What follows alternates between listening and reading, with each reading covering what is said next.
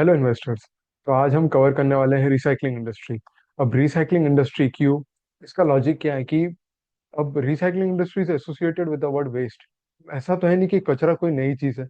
कचरा सालों से था, पहले से जनरेट हो रहा है और हमेशा चलता रहेगा।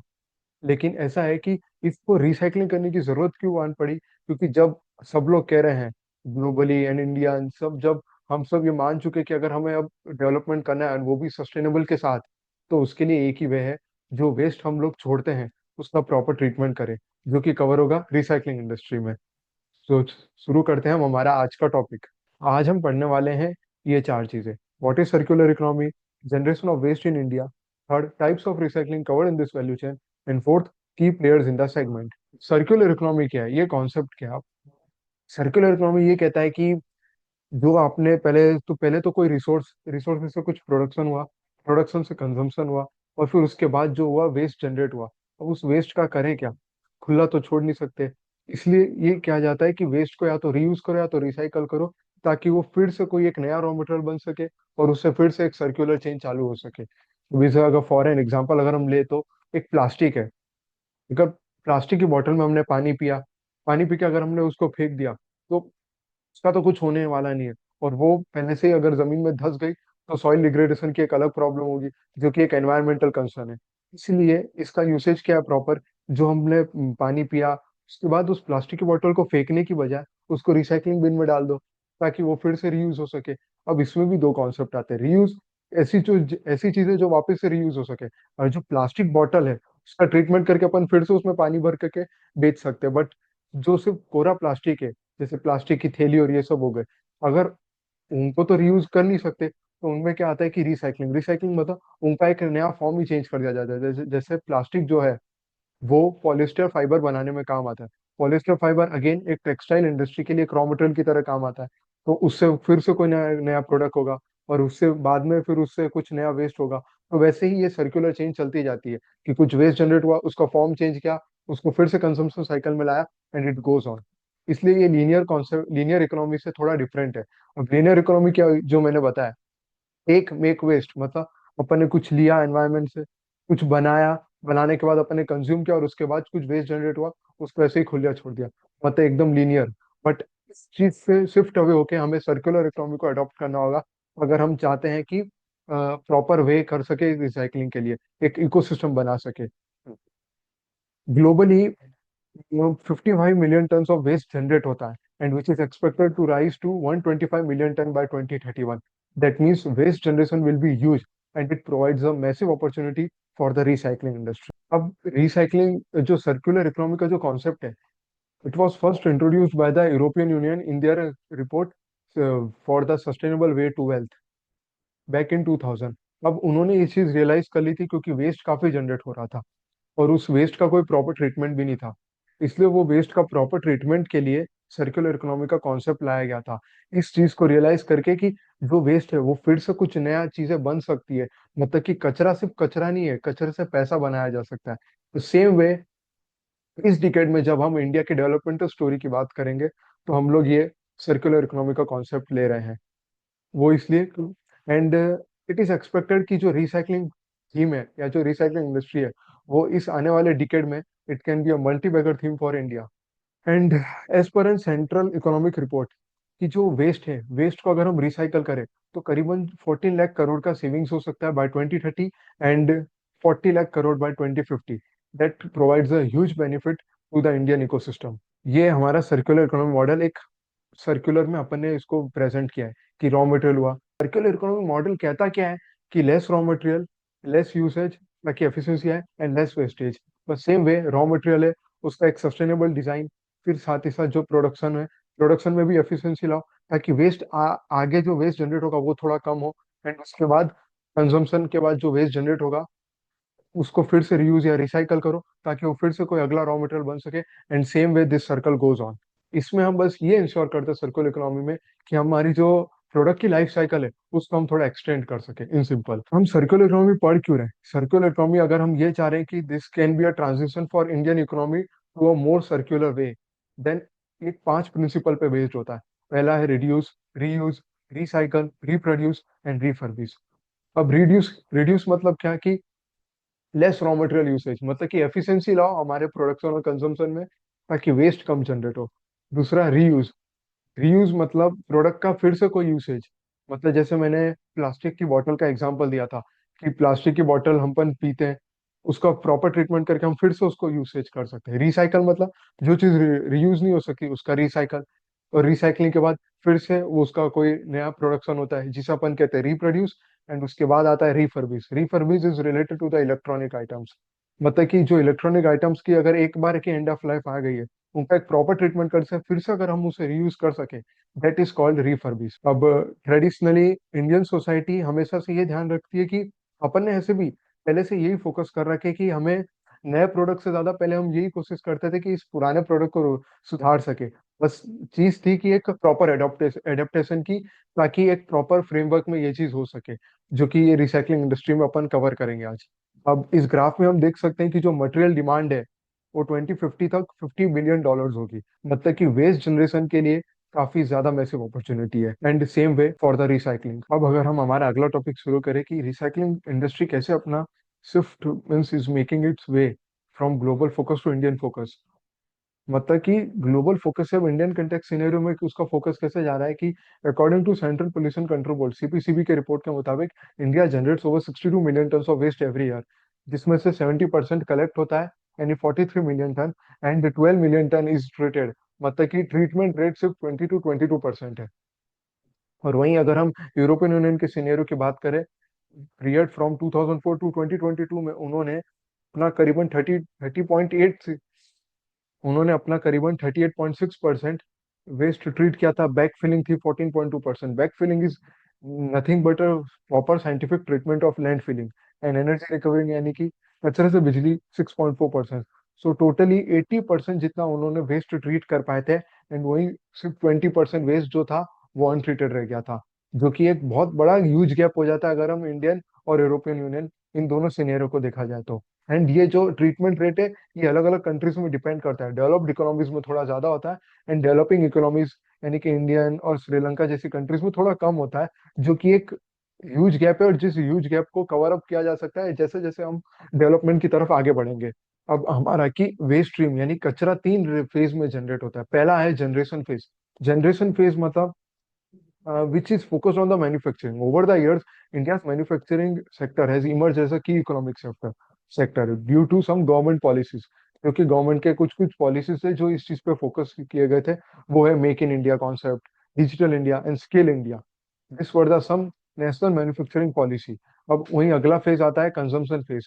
कंजम्पशन फेज मतलब मैन्युफैक्चरिंग के लिए हमें चाहिए क्या होता है, रिसोर्स। तो रिसोर्स की एफिशिएंसी के ऊपर जो बात करी गई है वो इस कंजम्पशन फेज में करी गई है।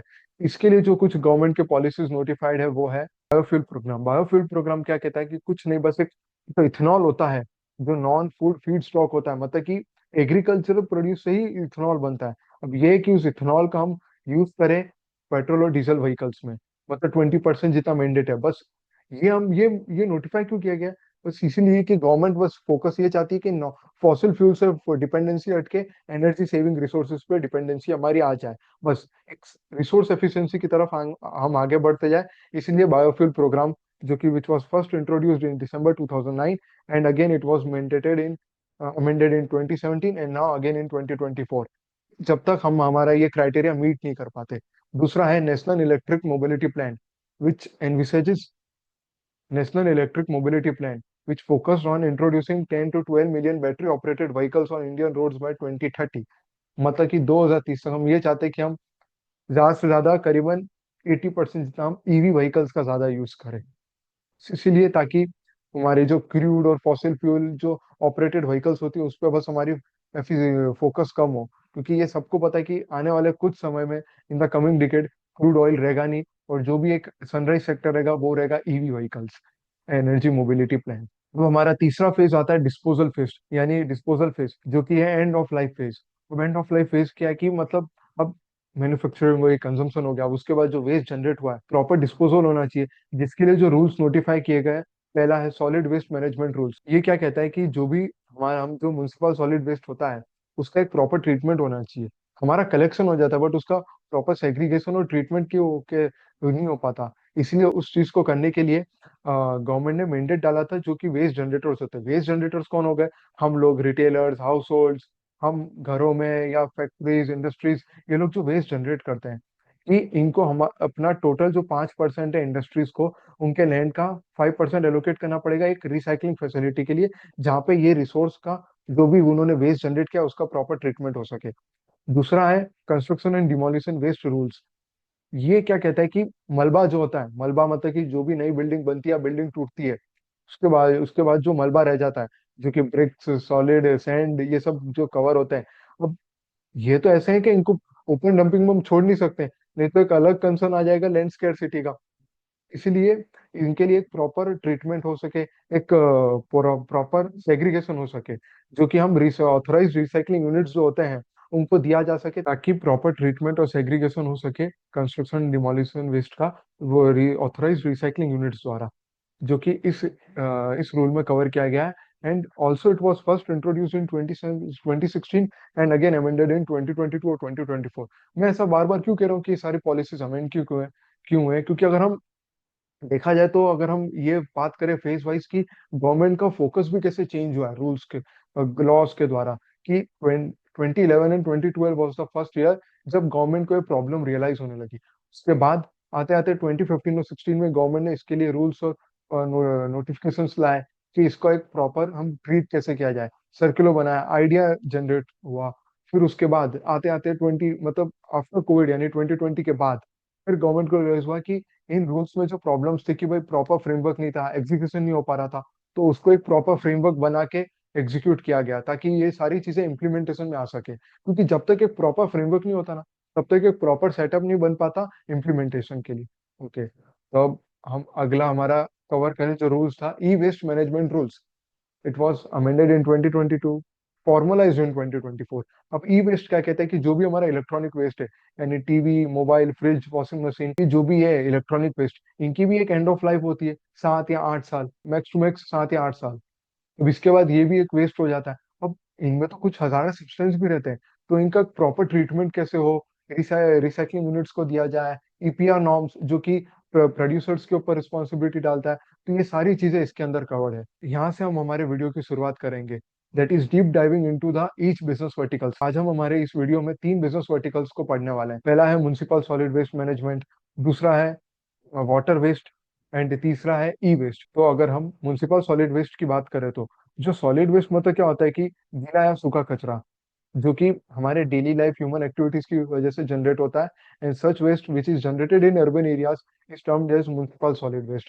अर्बन एरियाज में क्यों? क्योंकि अर्बन एरिया में म्युनिसिपल सॉलिड वेस्ट मैंने जो जनरेशन होता है, यानी कि सॉलिड वेस्ट जो जनरेट होता है वो काफी ज्यादा होता है, एमएसडब्ल्यू।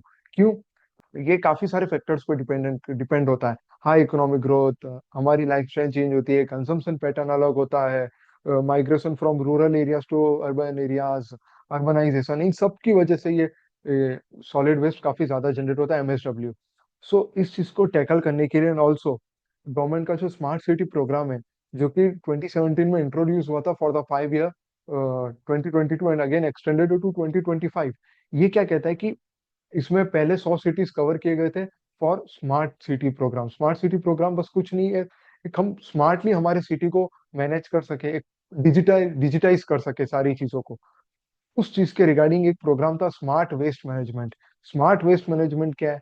बस ये कि ये जो सॉलिड वेस्ट है, अब इसका स्मार्टली हम इस कचरे को कैसे संभाले, municipal solid waste management. And ये रिस्पॉन्सिबिलिटी दी गई थी लोकल अथॉरिटीज, यानी कि म्युनिसिपल कॉर्पोरेशन को। अब अगर हम साइज की बात करें, तो ग्लोबली जो वेस्ट जनरेट होता है वो 50 बिलियन टन है वॉल्यूम वाइज। एंड वहीं अगर हम मार्केट साइज की बात करें, तो 2023 में इसका मार्केट साइज था 35,000 बिलियन, मतलब कि 35,50,000 करोड़ का मार्केट था। यानी कि कचरे से कितना बड़ा मार्केट बन सकता है, वो ग्लोबल सिनेरियो में दिख सकता है। वहीं अगर हम इसके इंडस्ट्री डोमेन, अगर इंडियन कंटेक्स्ट सिनेरियो में देखा जाए, तो इंडिया में इस मार्केट की साइज थी, size of domestic waste management industries 45 billion, यानी 4,500 करोड़ का। एंड वहीं अगर हम एवरेज इंडियन प्रैक्टिस की बात करें, मतलब कैटेगराइजेशन की बात करें, तो जो ग्लोबली जो वेस्ट जनरेट होता है उसका टोटल 25% रिसाइकल होता है, वेस्ट टू एनर्जी के लिए 13% होता है, यानी कि कचरे से बिजली, कॉम्पोस्ट यानी कि खाद 10%, एंड जो 52% रिमेनिंग वो लैंडफिल। लैंडफिल वो भी not just open dump yard but a proper scientific treatment of open dump yard is land filling. And अगर हम इंडियन सिनेरियो की बात करें तो 18% कॉम्पोस्ट होता है. हमारा कॉम्पोस्ट रेट थोड़ा ज्यादा क्यों होता है? वो इसलिए जस्ट बिकॉज क्योंकि म्युनिसिपल सॉलिड वेस्ट के अंदर थोड़ा वेट वेस्ट ज्यादा होता है. यानी कि खाद बनाने के लिए जो कचरा अपने पास थोड़ा ज्यादा होता है वो हम देखेंगे. इसलिए जो कि जो खाद होता है वो एग्रीकल्चर में फर्टिलाइजर्स बनाने के काम आता है. एंड वही रिसाइकलिंग में ये 5% है. एंड वही दूसरी तरफ वेस्ट का 5% हम रिसाइकलिंग के लिए देते हैं. यानी कि 23% तो इधर हो गया. बाकी जो 77% बचा है वो ओपन डंपिंग की तरफ जाता है. यानी जिसका कोई proper no treatment of land filling. यानी ये एक अपने लिए जो ह्यूज गैप है वो उतना ही अपने लिए एक अपॉर्चुनिटी देता है कि जैसे जैसे ये गैप कवर होगा, जैसे जैसे हम डेवलपमेंट की तरफ बढ़ेंगे, तो ये जो सारी चीजें हैं, कंपनीज जो इनमें इन्वॉल्व है, उन सब के लिए एक बड़ा बेनिफिशियल मार्केट हो सकता है. और एक आगे जाके एक बड़ी थीम बन सकती है इंडस्ट्री. रिसाइकलिंग इंडस्ट्री आगे जाके एक बड़ी इंडस्ट्री बन सकती है. वहीं अगर हम सेम भी अगर ग्लोबल सिनेरियो में देखा जाए कि वेस्ट मैनेजमेंट इंडस्ट्री कितना बड़ा मार्केट है, 35,500 बिलियन. अब अगर हम इसमें हमारे वेस्ट कलेक्शन एफिशिएंसी की बात करें तो कि ये भी इनकम लेवल कंट्रीज पे कैटेगराइज किया गया है कि लोअर इनकम कंट्रीज में कलेक्शन रेट होता है 42%, जो कि कम हो, which is very less. And वहीं अगर हम थोड़ा ऊपर जाते हैं, लोअर मिडिल इनकम में 68% है. वहीं उससे थोड़ा ऊपर अपर मिडिल इनकम में 85%. वहीं अगर अपर मिडिल इनकम कंट्रीज की बात करी जाए, जिसमें कौन सी कंट्रीज कैटेगराइज होती है, मतलब डेवलपिंग इकोनॉमीज, यानी कि इंडिया, श्रीलंका, ये जैसी इकोनॉमी, यहाँ पे कलेक्शन रेट रहता है 85%. वहीं अगर हम हायर इनकम कंट्रीज देखा जाए, जो कि डेवलप्ड इकोनॉमीज होती है, यूएसए, यूके, जापान, यहाँ पे होता है 98%, because the efficiency of such countries. ऐसा है कि वहाँ पे पूरा वेस्ट कलेक्ट हो पाता है. अब वहीं इंडियन इंडियन सिनेरियो में भी देखा जाए तो हमारे पास भी थोड़ा चांस है कि हम 85% से 100% कवर अप कर पाए जैसे जैसे हम आगे बढ़ेंगे. लेकिन जो मेजर अपॉर्चुनिटी हमें हमारी तरफ आएगी वो वेस्ट प्रोसेसिंग सेगमेंट में आएगी. भी क्या है, अगर हम देखें वेस्ट प्रोसेसिंग सेगमेंट क्या है, बस यही कि जो हम आगे जाके पढ़ेंगे कि वेस्ट का प्रॉपर ट्रीटमेंट कैसे हो, अलग अलग जगह पे कहाँ पे अपॉर्चुनिटीज अवेलेबल है अभी प्रेजेंटली वो. अगर हम बात करें कि जो म्युनिसिपल सॉलिड वेस्ट है, इसके कुछ मेजर ट्रिगर्स क्या है कि first is ban on import of transactional waste. ये ट्रांजेक्शनल वेस्ट क्या होता है कि बैक इन डिकेड 2010 तब तक क्या होता था कि जो यूएसए, यूके, यूरोप और जापान है, ये कंट्रीज क्या करती थी, इनका जो वेस्ट जनरेट होता था उसको ये लोग इंपोर्ट करते थे चाइना, एशियन कंट्रीज, चाइना और इंडिया जैसी में, जहाँ पे लेबर, जो कि लेबर इंटेंसिव इकोनॉमीज होती थी. क्यों? क्योंकि वहां पे कॉस्ट ऑफ कैपिटल काफी ज्यादा था. इसलिए because of huge cost of capital, recycling technology, और वो लोग मशीनरीज पे ज्यादा डिपेंडेंट थे. उस कॉस्ट को कवर करने के लिए, उस कॉस्ट को कट करने के लिए ये लोग लेबर इंटेंसिव इकोनॉमीज में इसे इंपोर्ट करा करते थे, ताकि लेबर यानी मैनुअल तरीके से इसका रिसाइकलिंग हो सके, जो कि एक अलग प्रॉब्लम देता था. क्योंकि मैनुअल तरीके में अगर हो पाता है तो वो पूरा एक अनऑर्गेनाइज्ड वे में होता है.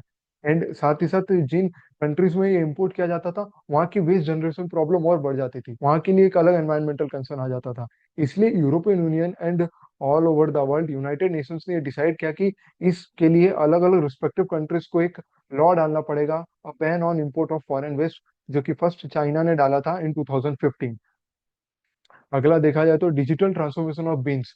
ये क्या है कि जैसे हम बात करें कि स्मार्ट सिटी के अंदर सारी चीजें ईवी की तरह होगी, सारी चीजें डिजिटाइज होगी, ईवी व्हीकल्स होंगे, तो वहीं साथ ही साथ ईवी व्हीकल्स का यूज होगा कलेक्शन में भी. मतलब घरों से कचरा उठाया जाएगा वो भी ईवी व्हीकल्स के थ्रू. एंड जो रिसाइकलिंग बिन्स होगी जहाँ से ये कलेक्ट हो पाएगा वेस्ट, मतलब रिसाइकलिंग बिन्स जहाँ से वेस्ट कलेक्ट होगा, उनमें भी डिजिटाइज एक चिप लगाया जाएगा. ये डिजिटाइज क्यों? ताकि एक प्रॉपर ट्रैकिंग रह सके कि शहर के कौन से कोने से कहाँ से कितना कितना कैसे कैसे वेस्ट कलेक्ट हो पा रहा है. एक प्रॉपर ट्रैकिंग पॉसिबल हो सके म्युनिसिपल कॉर्पोरेशन के लिए. इसलिए now third is shifting away from open dumping. Open dumping मैंने जैसे बताया कि जो वेस्ट बच गया, जिसका कोई ट्रीटमेंट हुआ नहीं, उसको बस अपन ने कलेक्ट करके ओपन डंप यार्ड में भेज दिया, जहाँ पे अलग एक प्रॉब्लम आ जाती है. अब उस ओपन डंप यार्ड में भी क्या, क्योंकि अगर सारा वेस्ट एक ही साथ में हमेशा के लिए ओपन डंप यार्ड में पड़ा रह जाएगा सालों तक, तो वो तो लैंड स्केर्सिटी के अलग अलग प्रॉब्लम देगा. क्योंकि जितना वेस्ट जनरेट हो रहा है उसके साथ तो उतनी लैंड अवेलेबिलिटी कहाँ है वर्ल्ड में भी, अगर हम देखा जाए तो. इसलिए डेवलप्ड इकोनॉमीज यानी यूएस और स्वीडन, जहाँ पे लैंड स्केर्सिटी प्रॉब्लम है, वो लोग ये चीज समझ गए थे, इसलिए वहां पे ओपन डंपिंग बिल्कुल जीरो है. बट वहीं similar trend is being observe now in countries like India and Sri Lanka, which is now their way to the development.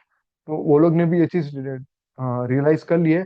And वहां पे भी अभी shifting away from open dumping to the proper scientific treatment of landfilling is now being possible. वहीं अब अगर हम देखा जाए कि म्युनिसिपल सॉलिड एमएसडब्ल्यू का कॉम्पोजिशन क्या है इंडिया में, it consist of compostable, biodegradable, recyclables and inerts. Compostable और बायोडिग्रेडेबल मतलब organic items which are food waste from households, retail, wholesale market, and institutions such as hotels and restaurants, which accounts for 48%.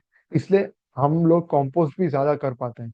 वो हमारा कारण इधर दिख गया, क्यों? क्योंकि हमारा जो 48% है वो टोटल गीला कचरा होता है, जो कि हमारे काम आता है कंपोस्ट यानी कि खाद बनाने में. वही जो रिसाइक्लेबल्स वेस्ट होता है, रिसाइक्लेबल वेस्ट क्या है? ये एक अलग कैटेगराइजेशन है जो कि इंक्लूड करती है paper, plastics, metal and glass, which accounts for 19% of the total MSW composition, while the balance 33% comprises of inert waste. Inert waste मतलब जो ऐसा वेस्ट होता है जो ना ही रिसाइक्लेबल हो सकता है, ना ही यूज हो सकता है, और ना ही ये कंपोस्ट के लिए यूज किया जा सकता है. ये बस इसको डंप किया जाता है एंड इसका एक प्रॉपर ट्रीटमेंट दिया जाता है, यानी कि scientific treatment in land filling. इन्हें इनर्ट वेस्ट कहते हैं. इनर्ट वेस्ट जो कि आगे जाके एक प्रॉपर साइंटिफिक ट्रीटमेंट की तरह लैंड फिलिंग में इनका open dump. 33% balance is inert waste. Inert waste क्या है? जो कि ना ही रिसाइकल हो सकते हैं, ना ही यूज हो सकते हैं, और ना ही खाद यानी कंपोस्ट बनाने के काम आते हैं. इसलिए वो जाते हैं for proper treatment in land filling. अब अगर हम वैल्यू चेन की बात करें कि एमएसडब्ल्यू इंडस्ट्री का वैल्यू चेन वर्क कैसे करता है, पहला होता है वेस्ट जनरेशन. वेस्ट जनरेशन के बाद हुआ कलेक्शन एंड ट्रांसपोर्टेशन, और उसके बाद होता है ट्रांसफर स्टेशन. ट्रांसफर स्टेशन में क्यों? कि जो वेस्ट होता है, जो कलेक्ट हुआ वेस्ट, उसको ट्रांसफर स्टेशन भेजा जाता है, यानी जहाँ पे सेकेंडरी स्टोरेज और सेग्रीगेशन.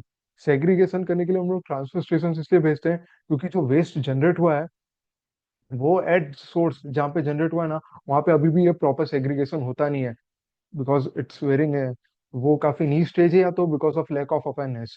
एंड इसलिए ट्रांसफर स्टेशन भेजा जाता है जहाँ पे ये वेस्ट का सेग्रीगेशन होता है. सेग्रीगेशन होता है तीन तरह का में. पहला recyclable, organic organic and biodegradable, and तीसरा इनर्ट एंड रिजेक्ट वेस्ट. फिर वो जो कैटेगराइजेशन हुआ, उन सब कैटेगराइजेशन के वेस्टेज को अपनी अपनी अलग अलग जगह पे भेजा जाता है. जो कि रिसाइक्लेबल, जो ऑर्गेनिक बायोडिग्रेडेबल होता है, उन्हें रिसाइकलिंग फैसिलिटी में भेजा जाता है. वही बायोडिग्रेडेबल को कंपोस्टिंग में भेजा जाता है. एंड उन्हीं उन्हीं से साथ ही साथ जो इनर्ट वेस्ट होता है, उन्हें वेस्ट टू एनर्जी के लिए भी भेजा जाता है.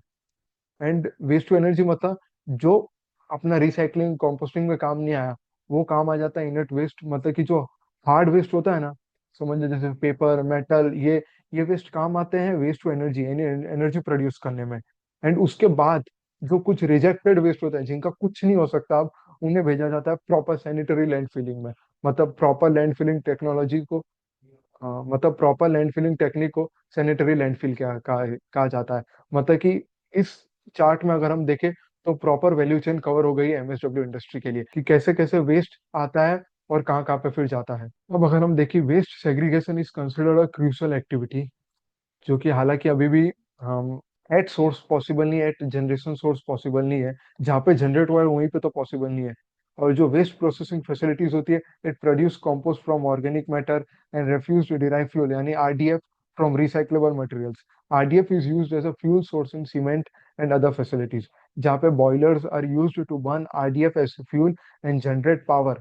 मतलब कि सीमेंट इंडस्ट्रीज में कोल को छोड़ के, मतलब on the substitute of coal, RDF को यूज किया जाता है for the fuel generation, fuel power के लिए. अभी आरडीएफ क्या होता है, अगर हम इसके बारे में थोड़ा पढ़े तो जैसे हमने कहा कि RDF production and utilization in India, इनके मुताबिक क्या है कि जो आरडीएफ होता है, आरडीएफ किस वेस्ट से निकलता है? जो कि मेटल या ग्लास या जो प्लास्टिक, यानी जो सूखा कचरा होता है ना, जो कि ना ही रिसाइक्लेबल हो सकता है और ना ही जो कंपोस्ट में काम आता है, जो इनर्ट वेस्ट होता है, वो आरडीएफ बनाने में काम आता है. आरडीएफ यानी रेफ्यूज डिराइव फ्यूल क्या है? It is just an substitute to the coal. High caloric value रहती है.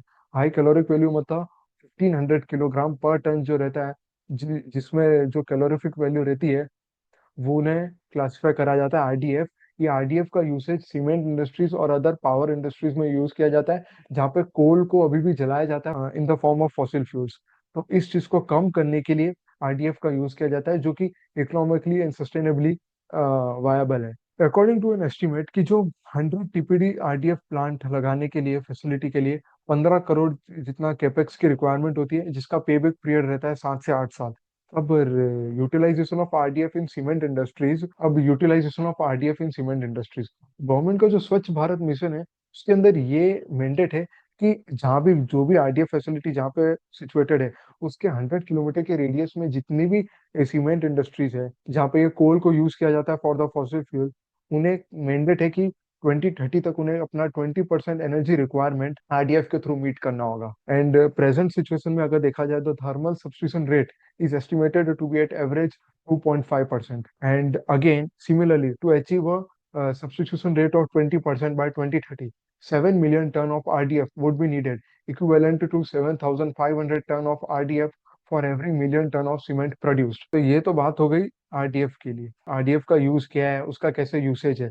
अब वही आरडीएफ के बाद अगला जो बचता है कि waste to energy. Waste to energy मतलब इनर्ट से हमने आरडीएफ बनाया, आरडीएफ के बाद वही यानी कि वही कचरा आरडीएफ के अलावा एक और चीज बनाने के लिए काम आ सकता है, जो कि वेस्ट टू एनर्जी प्लांट्स हो सकता है। वेस्ट टू एनर्जी प्लांट यानी कि कचरे से बिजली बनाना, ये एक नया इनिशिएटिव है।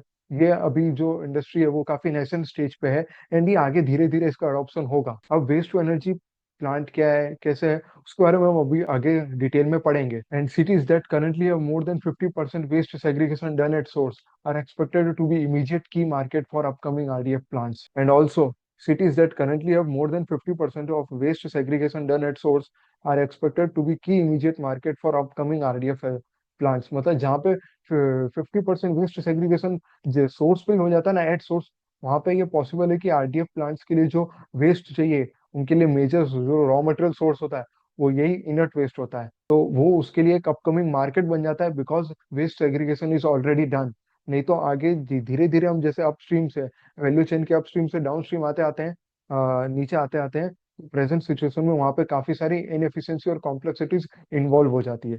तो ये तो बात हो गई कि वेस्ट का अलग अलग कैटेगराइजेशन क्या है, उसका वैल्यू चेन क्या है। अब हम पढ़ेंगे एमएसडब्ल्यू प्रोसेसिंग टेक्नोलॉजीज। फाइनली ये हमारे तीन तरह के वेस्ट क्लासिफाई हो गए। ऑर्गेनिक में आता है पहला कंपोस्टिंग और biomethanation. Biomethanation is another name for biogas. अब ये बहुत ही स्मॉल स्केल है, रेलेवेंट क्यों नहीं है, क्योंकि बायोगैस और जो बायोमिथेनेशन है इस जनरली इतनी जल्दी सब्स्टिट्यूट हो नहीं सकता और इतने बड़े स्केलेबिलिटी पे आ नहीं सकता। इसलिए ये सिर्फ रूरल एरियाज तक ही अभी सीमित है, और वहीं पे अभी इसका यूज किया जाता है।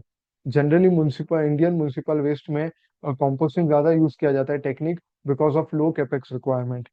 और वही रिसाइक्लेबल्स में टेक्निक कवर होती है gasification, incineration and pyrolysis. Gasification क्या होता है कि thermochemical conversion of carbonaceous fraction of waste into syngas in oxygen deficient environment and at high temperature। High temperature में ऑक्सीजन का जो केमिकल कन्वर्जन कहते हैं उस प्रोसेस को कहते हैं गैसिफिकेशन। पायरोलिसिस होता है thermal decomposition of the organic fraction. Pyrolysis होता है thermal decomposition of organic fraction of waste in the absence of oxygen. And incineration is combustion of waste at very high temperature. Presently अगर हम देखा जाए तो Indian scenario में pyrolysis होती नहीं है। पायरोलिसिस प्रोसेस एनर्जी एफिशिएंट भी है, बट वहीं साथ ही साथ इसमें ह्यूज कैपेक्स रिक्वायरमेंट होती है। इसलिए जो ज्यादा टेक्निक यूज की जाती है इंडियन सिनेरियो में वो होती है इंसिनरेशन, यानी combustion of waste at very high temperature in presence of excess oxygen. और ये टेक्निक, हम ये जो गैसिफिकेशन, इंसिनरेशन और पायरोलिसिस की बात करी, ये टेक्निक यूज होती है for RDF as well as for WT, यानी वेस्ट टू एनर्जी। इनट में जो आ जाता है हमारा लास्ट जो बचा वो है सैनिटरी लैंडफिलिंग, मतलब proper treatment in landfills.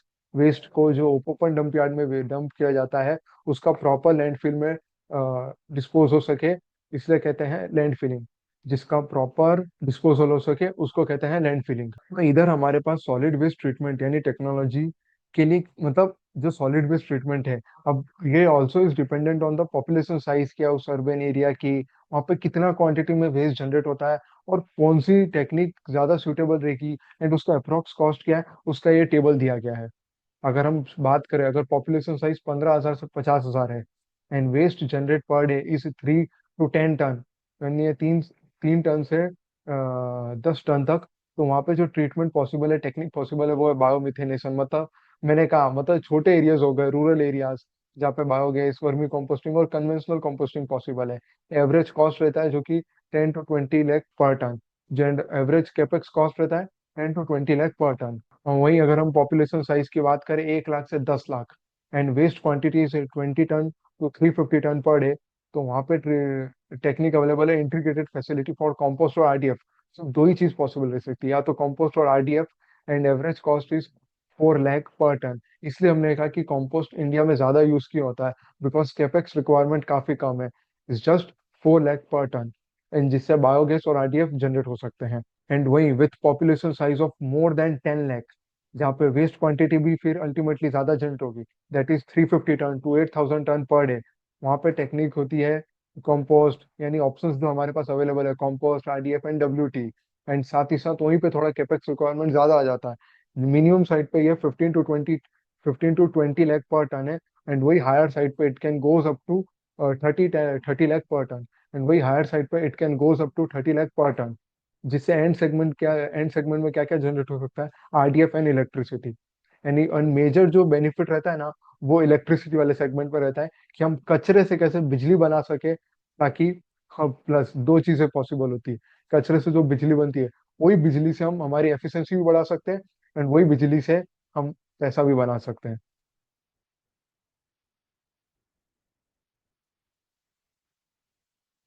Hmm. Of composting. Composting refers to a process wherein organic waste is decomposed by microorganisms in the presence of air, moisture, and heat. In most Indian cities, share of organic waste is typically more than 50%. Hence, composting has become the first choice for municipal corporations across the country. जैसा कि हमने बात करी कि composting has the low capex requirement ultimately, and RDF, refuse derived fuel, refers to residual dry combustible fraction of municipal solid waste such as leather, paper, textile, rubber, non-recyclable plastic, etc. In the late 2000, India's waste to energy journey first started with refuse derived fuel, मतलब RDF के through, wherein dry waste is processed to produce RDF, which in turn is used as a substitute for coal in energy intensive processes such as cement industries, power production, and steel plants. As per Ministry of Urban Affairs of report financial year 2020, there are four operational RDF plants with an input capacity of 1,621 tons per day. Okay, so our next topic is scientific landfilling. Scientific landfills मतलब construction and maintenance of scientific landfills is a long-term opportunity for India. मैंने जैसे कि कहा था कि open dump yard का solution क्या है, प्रॉपर साइंटिफिक ट्रीटमेंट, जिसे हम बायोमाइनिंग टेक्निक के द्वारा भी होता है। Landfills are seen as a vital component in the integrated waste management of solid waste. If current practice of dumping untreated waste in open dump yard continues, India would need around 88 square kilometer of land by 2050. And as I told that there is a land scarcity problem. So and there are 175 operational landfills across India. Only very few have the regular monitoring. मतलब only very few landfills are there where regular monitoring of ambient air, groundwater is possible. Hmm. If I say only two such landfills are currently there in India. Consumer site is the one which is currently being run by Antony Waste, a listed company in this space in Mumbai, is a key success story of scientific landfill India. This landfill makes use of bioreactor technology and at present handles around 5,000 tons of waste per day. With the use of bioreactor technology, around 15 to 35% of landfill space can be recovered, reducing the need for new landfill sites. So bioreactor technology ही bio mining technique होती है, मतलब इससे हम करीबन 15 से 35% हमारे existing landfill का ही साइंटिफिकली यूज कर सकते हैं। मतलब जो रिमेनिंग 65% है, it can again B use. मतलब एक बार ऐसा है कि ओपन डंप यार्ड में तो क्या, एक बार तुमने वेस्ट डाल दिया तो उसको यूज ही नहीं कर पाओगे, क्योंकि वो पूरा एरिया ले लेता है। बट लैंडफिल में आप बाकी जो 65% तुम्हारा रिमेनिंग है, तुम उसको अगेन यूज कर पाओगे। मतलब कि ज्यादा लैंडफिल्स की रिक्वायरमेंट भी नहीं होगी, एंड उससे साइंटिफिक और प्रॉपर मैनेजमेंट हो पाएगा। There is a growing opportunity in converting existing dump yards into sanitary landfills. As per CPCB report, there are 1,247 dump yards across India, of which only two have been covered and converted into scientific landfills. One which I covered, that is Kanjurmarg site, and another is Shillong. Another site and the BMC is at Dionar, which is India's oldest ground stretched across 132 acre, with the site with waste standing as high as 55 meter. Dionar site till December 2019, it had got permission from Urban Development Department of the government of Maharashtra for leasing the Kanjurmarg site for the purpose of solid waste management project. मतलब कि दियोना site को 2019 में permission मिल गई थी कि अब वो लोग कंज्यूमर साइट तो यूज कर सकते हैं अपने, यानी दियोना साइट पे जो वेस्ट पड़ा है उसका कंज्यूमर साइट में प्रॉपर ट्रीटमेंट करने के लिए. So that provides opportunity for 70% of the waste generated in Mumbai. BMC मतलब कि Brihan Mumbai Corporation now will be handled by the consumer side, and again it provides the same way opportunity to the Antony, because it's the only player who handles the consumer site, and it has the license to operate it till 2036. Now another under scientific landfilling is biomining technique. Biomining is a technique wherein loosened layers of old waste are spread with composting biocultures and then formed into conventional aerobic windows on the site. मतलब biomining aerobic process की तरह होता है, where in the organisms यानी micro organisms compost the organic waste. So biomining technique is getting popular, especially after its success in Tamil Nadu. Other cities like Indore, Delhi, Mangalore, Coimbatore, Pune, Kolhapur, and Kolkata have started biomining projects recently. Going forward, more municipalities in India have legacy waste. मतलब उनके पास अभी भी open dump yard में India के पास waste पड़ा हुआ है, and it is expected to adopt biomining technique to tackle the overloading of garbage dump yards.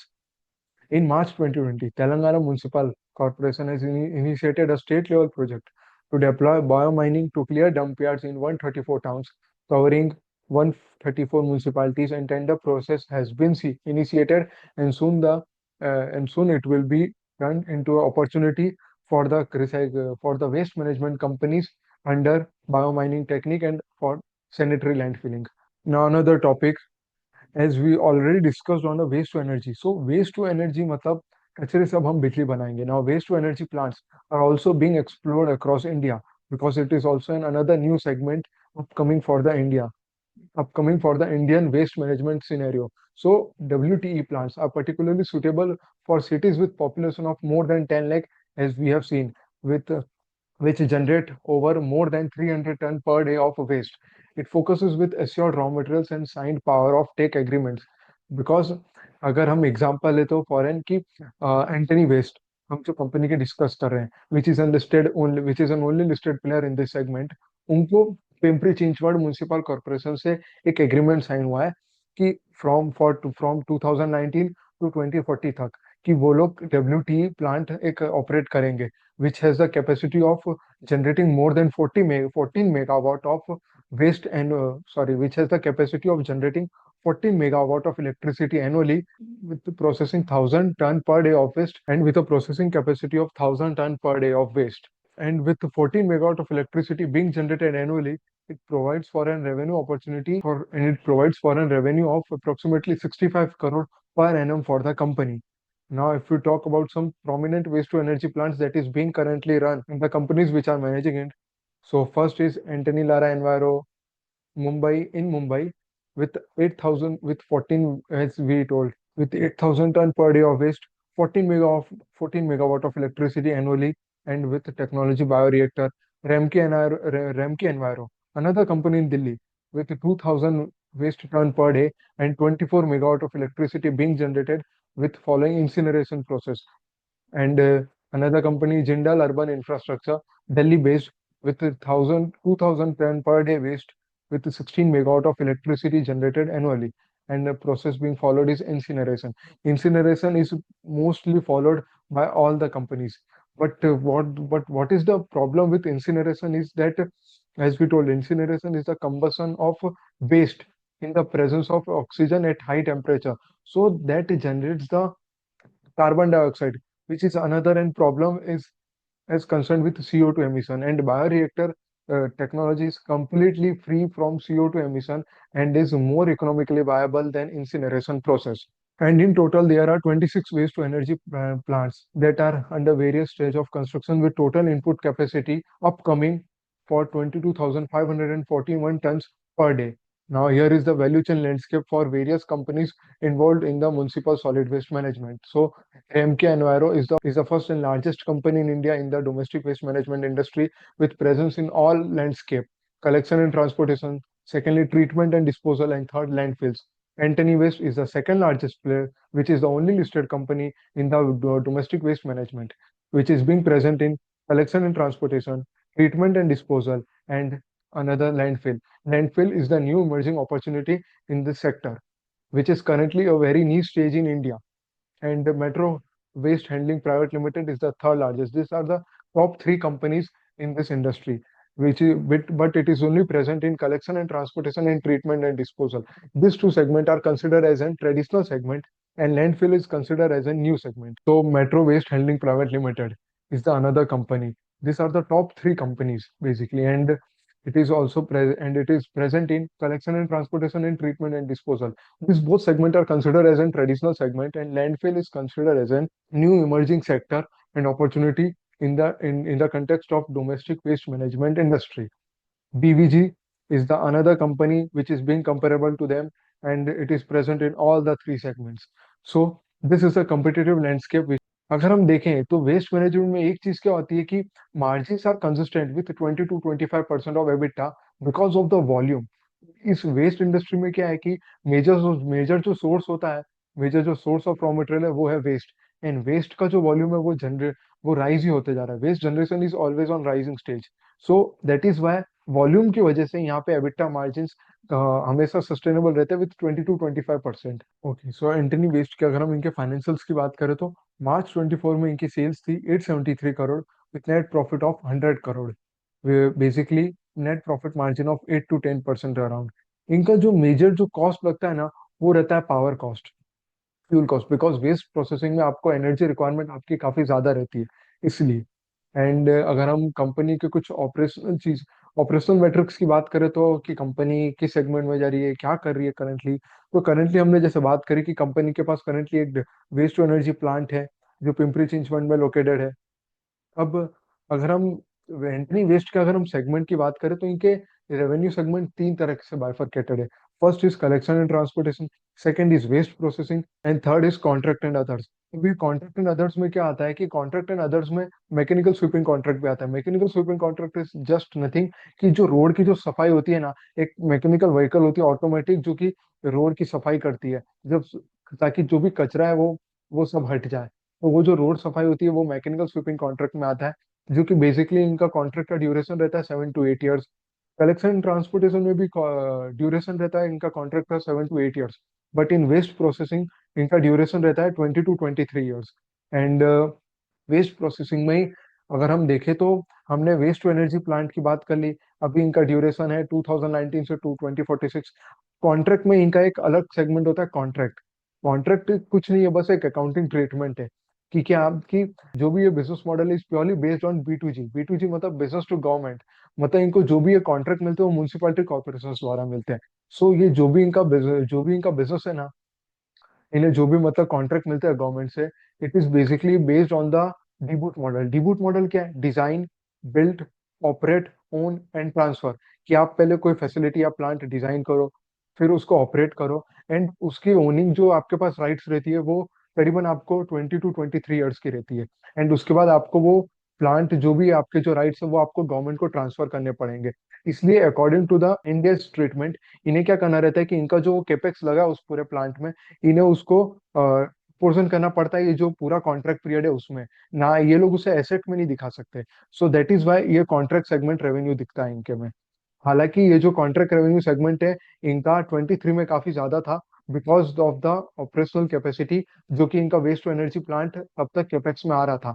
Now currently ये कमीशन हो चुका है, इसलिए जो भी उस पे जो केपेक्स लगने थे वो सब लग चुके हैं. अब जो भी होगा कॉन्ट्रैक्ट एंड अदर्स में वो segment revenue from the mechanical sweeping contract से ही होगा. और अब इन्हें वेस्ट टू एनर्जी प्लांट से जो अब इन्हें रियलाइजेशन होगा वो इनके रेवेन्यू में अब दिखेगा, जो कि एक्सपेक्टेड है 65 करोड़ पर एनम. तो अब ये तो हो गए उनके वेस्ट टू एनर्जी प्लांट वाले सेगमेंट की बात. अब उसी में जो इनका नया सेगमेंट एक और जो है वो है कंस्ट्रक्शन एंड डिमोलिशन वेस्ट. इसमें एक्चुअली इन्हें ब्रियान मुंबई कॉर्पोरेशन द्वारा इन्हें कॉन्ट्रैक्ट मिला है which is for the duration of 23 years, which is value approx 1224 crore. 1024 crore. वहां से भी ये लोग annually 40 to 45 crore revenue generate कर सकते हैं. एंड उसमें बेसिकली ये लोग 600 टन पर डे का कंस्ट्रक्शन एंड डिमोलिशन वेस्ट, मतलब कि 600 टन पर डे मलबा ये लोग प्रोसेस कर पाएंगे. कंपनी जो नई इंडस्ट्री या नए डाइवर्सिफिकेशन करने जा रही है वो है कि company is now looking for another opportunity under automobile scrapping. Automobile scrapping मतलब पुरानी गाड़ियों की स्क्रैपिंग. पुरानी गाड़ियों की स्क्रैपिंग इसमें क्या है कि ऑटोमोबाइल रूल्स एंड एक्ट करके 2022 में इसके स्क्रैप के लिए एक नोटिफिकेशन आया था. गवर्नमेंट ने एक पॉलिसी निकाली थी, एक सर्कुलर नोटिफाई किया था जिसके अंदर ये था कि जो भी पुरानी गाड़ी है यानी जिनका एंड ऑफ लाइफ 15 साल हो गया, जनरली एक गाड़ी का एंड पर पैसेंजर उसे 7 से 8 साल चलाता है, वो उसकी फर्स्ट लाइफ होती है। सेकंड लाइफ होती है अगेन, जब वो सेकंड हैंड में बिकती है तो वो भी 7 से 8 साल चलती है। तो टोटल जैसे 15 साल तक की उसकी एक लाइफ होती है। अब जो 15 साल के बाद इस नोटिफिकेशन के द्वारा ये है कि गवर्नमेंट ने मैंडेट दिया है कि जो भी गाड़ियां 15 साल के ऊपर हो गई है, उनका जो भी आरटीओ में उनका जो भी रजिस्ट्रेशन है उन गाड़ी नंबर्स का, उनको डी रजिस्टर कर दिया जाएगा एक बार के लिए, और उन्हें अपनी गाड़ियों की ऑटोमेटेड टेस्ट स्टेशन में यानी गाड़ियों की टेस्टिंग करवानी पड़ेगी। अब एटीएस भी जनरली ऑपरेशनल हुए थे फ्रॉम जून 2024 में, एंड एटीएस में टेस्टिंग करवाने के बाद ही उन्हें पता पड़ेगा कि उनकी गाड़ी फिट एंड फाइन है कि नहीं, मतलब एक चेकलिस्ट के जरिए। अगर उनकी गाड़ी पास हो गई तो उनका रजिस्ट्रेशन फिर से रिन्यू कर दिया जाएगा, नहीं हुई तो उन्हें एक मैंडेट और एक सर्टिफिकेट दिया जाएगा कि आपको अब ये गाड़ी किसी ऑथराइज रिसाइकलिंग यूनिट को देनी पड़ेगी for the scrapping.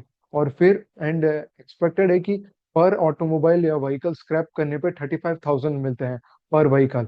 And according to पीडब्ल्यूसी रिपोर्ट, ये market is expected to be 43,000 crore by 2030। And operationally अभी इंडिया में सिर्फ 12 ऑथराइज फैसिलिटीज है जो कि ऑटोमोबाइल स्क्रैपिंग में है। And Antony is planning to set up a authorized automobile scrap plant with a 15 crore capex, and जिसकी इनिशियल कैपेसिटी होगी 50 to 100 cars per day, and उसे फिर इवेंचुअली ये लोग 150 कार्स पर डे तक लेके जाएंगे। सो ये तो उनके सेगमेंट की बात रही। हालांकि अभी ये सेगमेंट का कैपेक्स अभी कुछ हुआ नहीं है, अभी प्लांट प्लांट इन्होंने कुछ लिया नहीं है। It is currently discussion bye the board, आगे जाके इनके लिए कि ये एवेन्यू खुल सकता है और इससे भी इनको रेवेन्यू जनरेट हो सकते हैं। बट अगर मेजर जो हमें हमें हमारी एनालिसिस क्या लगी इस कंपनी के बाद कि इसमें जो इनकी मेजर जो ग्रोथ आ सकती है ना, वो from waste to energy plant आ सकती है। वेस्ट टू एनर्जी प्लांट अभी जो इन्होंने लगाया था 14 से 15 मेगावाट एनुअल इलेक्ट्रिसिटी जनरेशन, तो उसमें इनका टोटल कैपेक्स लगा था 246 करोड़। एंड जनरली इसमें कैपेक्स रहता है 200 to 300 करोड़ का। एंड 246 करोड़ कैपेक्स में 172 करोड़ इनका डेट एंड इंटरनल एक्रूवल से था। बाकी जो 64 करोड़ था वो प्रोमोटर ने खुद ने इन्फ्यूज किया था कंपनी में। सो जो वेस्ट टू एनर्जी सेगमेंट है ना, अगर मैं ओवरऑल इंडस्ट्री में बात करूँ ना, तो यही एक अपॉर्चुनिटी है, because it is an emerging segment.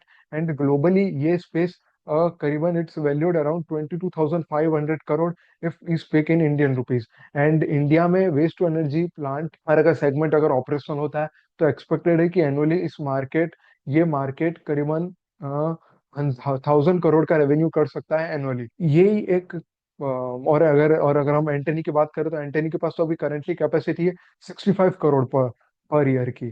सो मतलब जो ये गैप है, ये एक अपॉर्चुनिटी है एंटनी के लिए कि वो इस सेगमेंट में ज्यादा और ग्रोथ कर सकता है if we they set up more WTE plants. So this was all about our waste management industry, domestic waste management industry. Now we will come to our second vertical, but before that हम आपको ये बता, ये हमारे पास एक सर्वे है, स्वच्छ सर्वेक्षण अवार्ड्स। एक स्वच्छ सर्वेक्षण अवार्ड 2023, मतलब जो कि स्वच्छ भारत मिशन के अंदर आता है, कि Indore is ranked first city, Surat was the first city. And जो ये जो टॉप 10 सिटीज है इनकी रैंकिंग दी गई है कि कौन कौन है। अगर हम देखें तो नवी मुंबई थर्ड नंबर पे, and new Delhi is any NDMC is on the 7th number.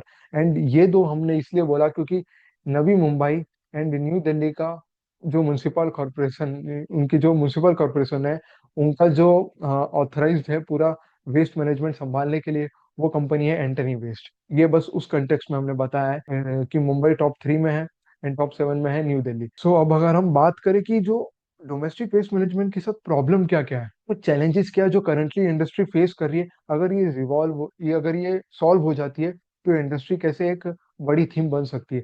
हम देखें तो पहली जो प्रॉब्लम है वो लैक ऑफ फंड्स इसलिए क्योंकि जो भी इसमें जो प्रोवाइडर्स है या सर्विस प्रोवाइडर कंपनीज है, उनको रेवेन्यू मिलता है म्युनिसिपल कॉर्पोरेशन से। अब प्रॉब्लम ये है कि मेजर प्रॉब्लम जो अर्बन एरियाज में फेस होती है वो ये है कि जो लोकल अथॉरिटीज की जो स्पेंडिंग प्रोसेस है वो इज नॉट वेरी क्लियर। तो काफी ज्यादा कॉम्प्लेक्सिटीज है, मतलब कुछ जगहों पे ज्यादा खर्चा हो जाता है तो कुछ जगहों पे कम। वेस्ट मैनेजमेंट के लिए जो उनके लिए फंड एलोकेशन है वो बहुत कम है, which is less than 5% of the total expenditure of the local municipalities. And वहीं कलेक्शन के लिए it's more than 70-80% for other activities which is not so eventually efficient. एक प्रॉपर मैकेनिज्म नहीं है कि ये विजिलेंस होना चाहिए कि चेक हो सके कि जो वेस्ट मैनेजमेंट में है कि वेस्ट मैनेजमेंट इंडस्ट्री के लिए जो भी खर्चा होता है फर्स्ट जो कैपेक्स जो भी फंडिंग होती है वो सेंट्रल गवर्नमेंट द्वारा लोकल अथॉरिटीज को दिया जाता है, एंड फिर लोकल अथॉरिटीज के ऊपर ये मैंडेट दिया जाता है कि वो लोग कब इन्हें अकॉर्डिंग टू देम और उनके लैंडस्केप के हिसाब से, उनके शहरों के हिसाब से उन्हें इस पे फंड एलोकेशन करना होगा। बट जनरली ये देखा गया ट्रेंड कि more than 80% municipal corporation have failed this. So recently government ने विद देयर सेंट्रल गवर्नमेंट ने ये प्रॉब्लम को रियलाइज किया, एंड अब उन्होंने सेंट्रल गवर्नमेंट ने ये प्रॉब्लम को रियलाइज किया, एंड अब उन्होंने एक इवेल्यूशन अथॉरिटी यानी कि स्टेचुटरी एक इंडिपेंडेंट अथॉरिटी खुद सेटअप करी है, जो कि इस चीज को ऑथराइज करेंगे, and which will be appointed by the central government itself for all the municipalities. हालांकि इस चीज में काफी टाइम लगेगा, ताकि ये जो लैक ऑफ फंड्स और ये जो प्रॉब्लम है कि इम्प्रॉपर फंड एलोकेशन, ये रिसॉल्व हो सके। सेकंड है लो प्राइवेटाइजेशन लेवल। अभी अगर हम बात करें तो सिर्फ टीयर 1 और टीयर 2 सिटीज में ही ये जो वेस्ट कॉन्ट्रैक्ट है, ये पब्लिक से प्राइवेटाइज होके ये waste private waste management companies के पास आया गया है। बट अगर सबसे बड़ी एरिया की बात करें, यानी कि सबसे बड़ा जो एरिया है, चंक है, वो तो टीयर 3 सिटीज है, एंड टीयर 3 सिटीज में ऑलमोस्ट अभी भी waste management is managed itself by the municipal corporation. So अगर हम इंडियन सिनेरियो की बात करें, टोटल में only 30 to 35% of the total waste is being managed by the private players। और धीरे धीरे डाउनवर्ड स्ट्रीम की बात करें तो वो एमएसडब्ल्यू स्ट्रीम के डाउनवर्ड स्ट्रीम में भी काफी प्रॉब्लम है। जैसे हमने कहा था कि अप स्ट्रीम से आते आते वैल्यू चेन के डाउन स्ट्रीम में आते आते काफी इम्प्रॉपर इनएफिशिएंसी आ रही है। वो इसलिए क्योंकि डाउनवर्ड स्ट्रीम में हमारे पास आ जाते हैं कुछ scientific land filling, construction demolition, proper treatment, recycling, और इन्हीं जगहों पे काफी कॉम्प्लेक्सिटीज और इनएफिशिएंसीज है जो कि करंटली इन्वॉल्व है। और इन्हीं सब स्ट्रीम्स में अभी करंटली काफी ज्यादा कॉम्प्लेक्सिटीज और इनएफिशिएंसीज है जो कि कंपनीज फेस कर रही है। अगर जैसे जैसे ये चीज एक प्रॉपर फ्रेमवर्क में आ जाती है, ये चीज धीरे धीरे और रिजॉल्व हो जाती है, और कंपनीज अगर इस चीज में इनिशिएटिव लेती है, टेकअप लेती है कि और ज्यादा से ज्यादा म्यूनसिपल कॉर्पोरेशन के कॉन्ट्रैक्ट अगर ये लोग जीतते हैं। जनरली म्यूनसिपल कॉर्पोरेशन के जो वेस्ट मैनेजमेंट कॉन्ट्रैक्ट होते हैं ना, ये भी बहुत फ्रिक्वेंटली आते नहीं है। तो अगर ये सारी चीजें अगर रिजॉल्व हो जाती है, एक प्रॉपर फ्रेमवर्क हो जाएगा, और डोमेस्टिक वेस्ट मैनेजमेंट इंडस्ट्री भी अच्छा कर पाएगी, एंड काफी ज्यादा ग्रो कर पाएगी। ओके, तो अब हम बात करें तो अब हम चलते हैं हमारे अगले बिजनेस वर्टिकल में, जो कि है वेस्ट वाटर ट्रीटमेंट। तो वेस्ट वाटर ट्रीटमेंट क्या है कि वेस्ट पानी है, पानी काफी स्केर्स रिसोर्स है। सब जानते हैं कि पानी जीवन के लिए कितना महत्व है। अगर हम एक रिपोर्ट के मुताबिक बात करें तो अगर हम पहले ये चार्ट में देखें कि कौन सी चीजें सबसे ज्यादा क्या अपन को रेवेन्यू जनरेट दे रही है। Dry waste currently has a potential to generate 11,836 crore per annum for India in the Indian scenario. Compost and biogas CNG, wet waste nearly with 365 crore and 1,679 crore respectively. Construction and demolition waste, which is again a very niche stage for India, has the potential to generate revenues of approximately 416 crore per annum. And similar trend is now seen with treated sludge and wastewater contributive respectively up to 3,285 crore per annum. मतलब एक अच्छी opportunity of waste water treatment में भी available है। And अगर हम बात करें कि जो वेस्ट वाटर है यानी पानी, पानी क्या जीवन के लिए बहुत महत्वपूर्ण रिसोर्स है। As per the report of CPCB, जो per person cubic metre globally on an average जो per person cubic metre available होना चाहिए, it should be 1700 cubic metre per person water available होना चाहिए। इंडिया के पास currently is 1100 cubic metre available. And वही अगर हम देखा जाए, यानी कि India is currently under water stress city, and वहीं अगर हम 800 क्यूबिक मीटर के नीचे हम चल जाते हैं, तो we will be classified as the water stressed city, यानी ड्रॉट एरिया के अंदर हमारी कंट्री क्लासिफाई कर दी जाएगी। यानी कि इंडिया के पास पानी अभी भी एक बहुत बड़ी समस्या है। ऐसा क्यों है, इसके कुछ कारण है। क्योंकि पहला तो है लैक ऑफ अवेयरनेस, कि लोग सिर्फ अभी भी पानी का सही और प्रॉपर यूसेज है नहीं इंडिया में।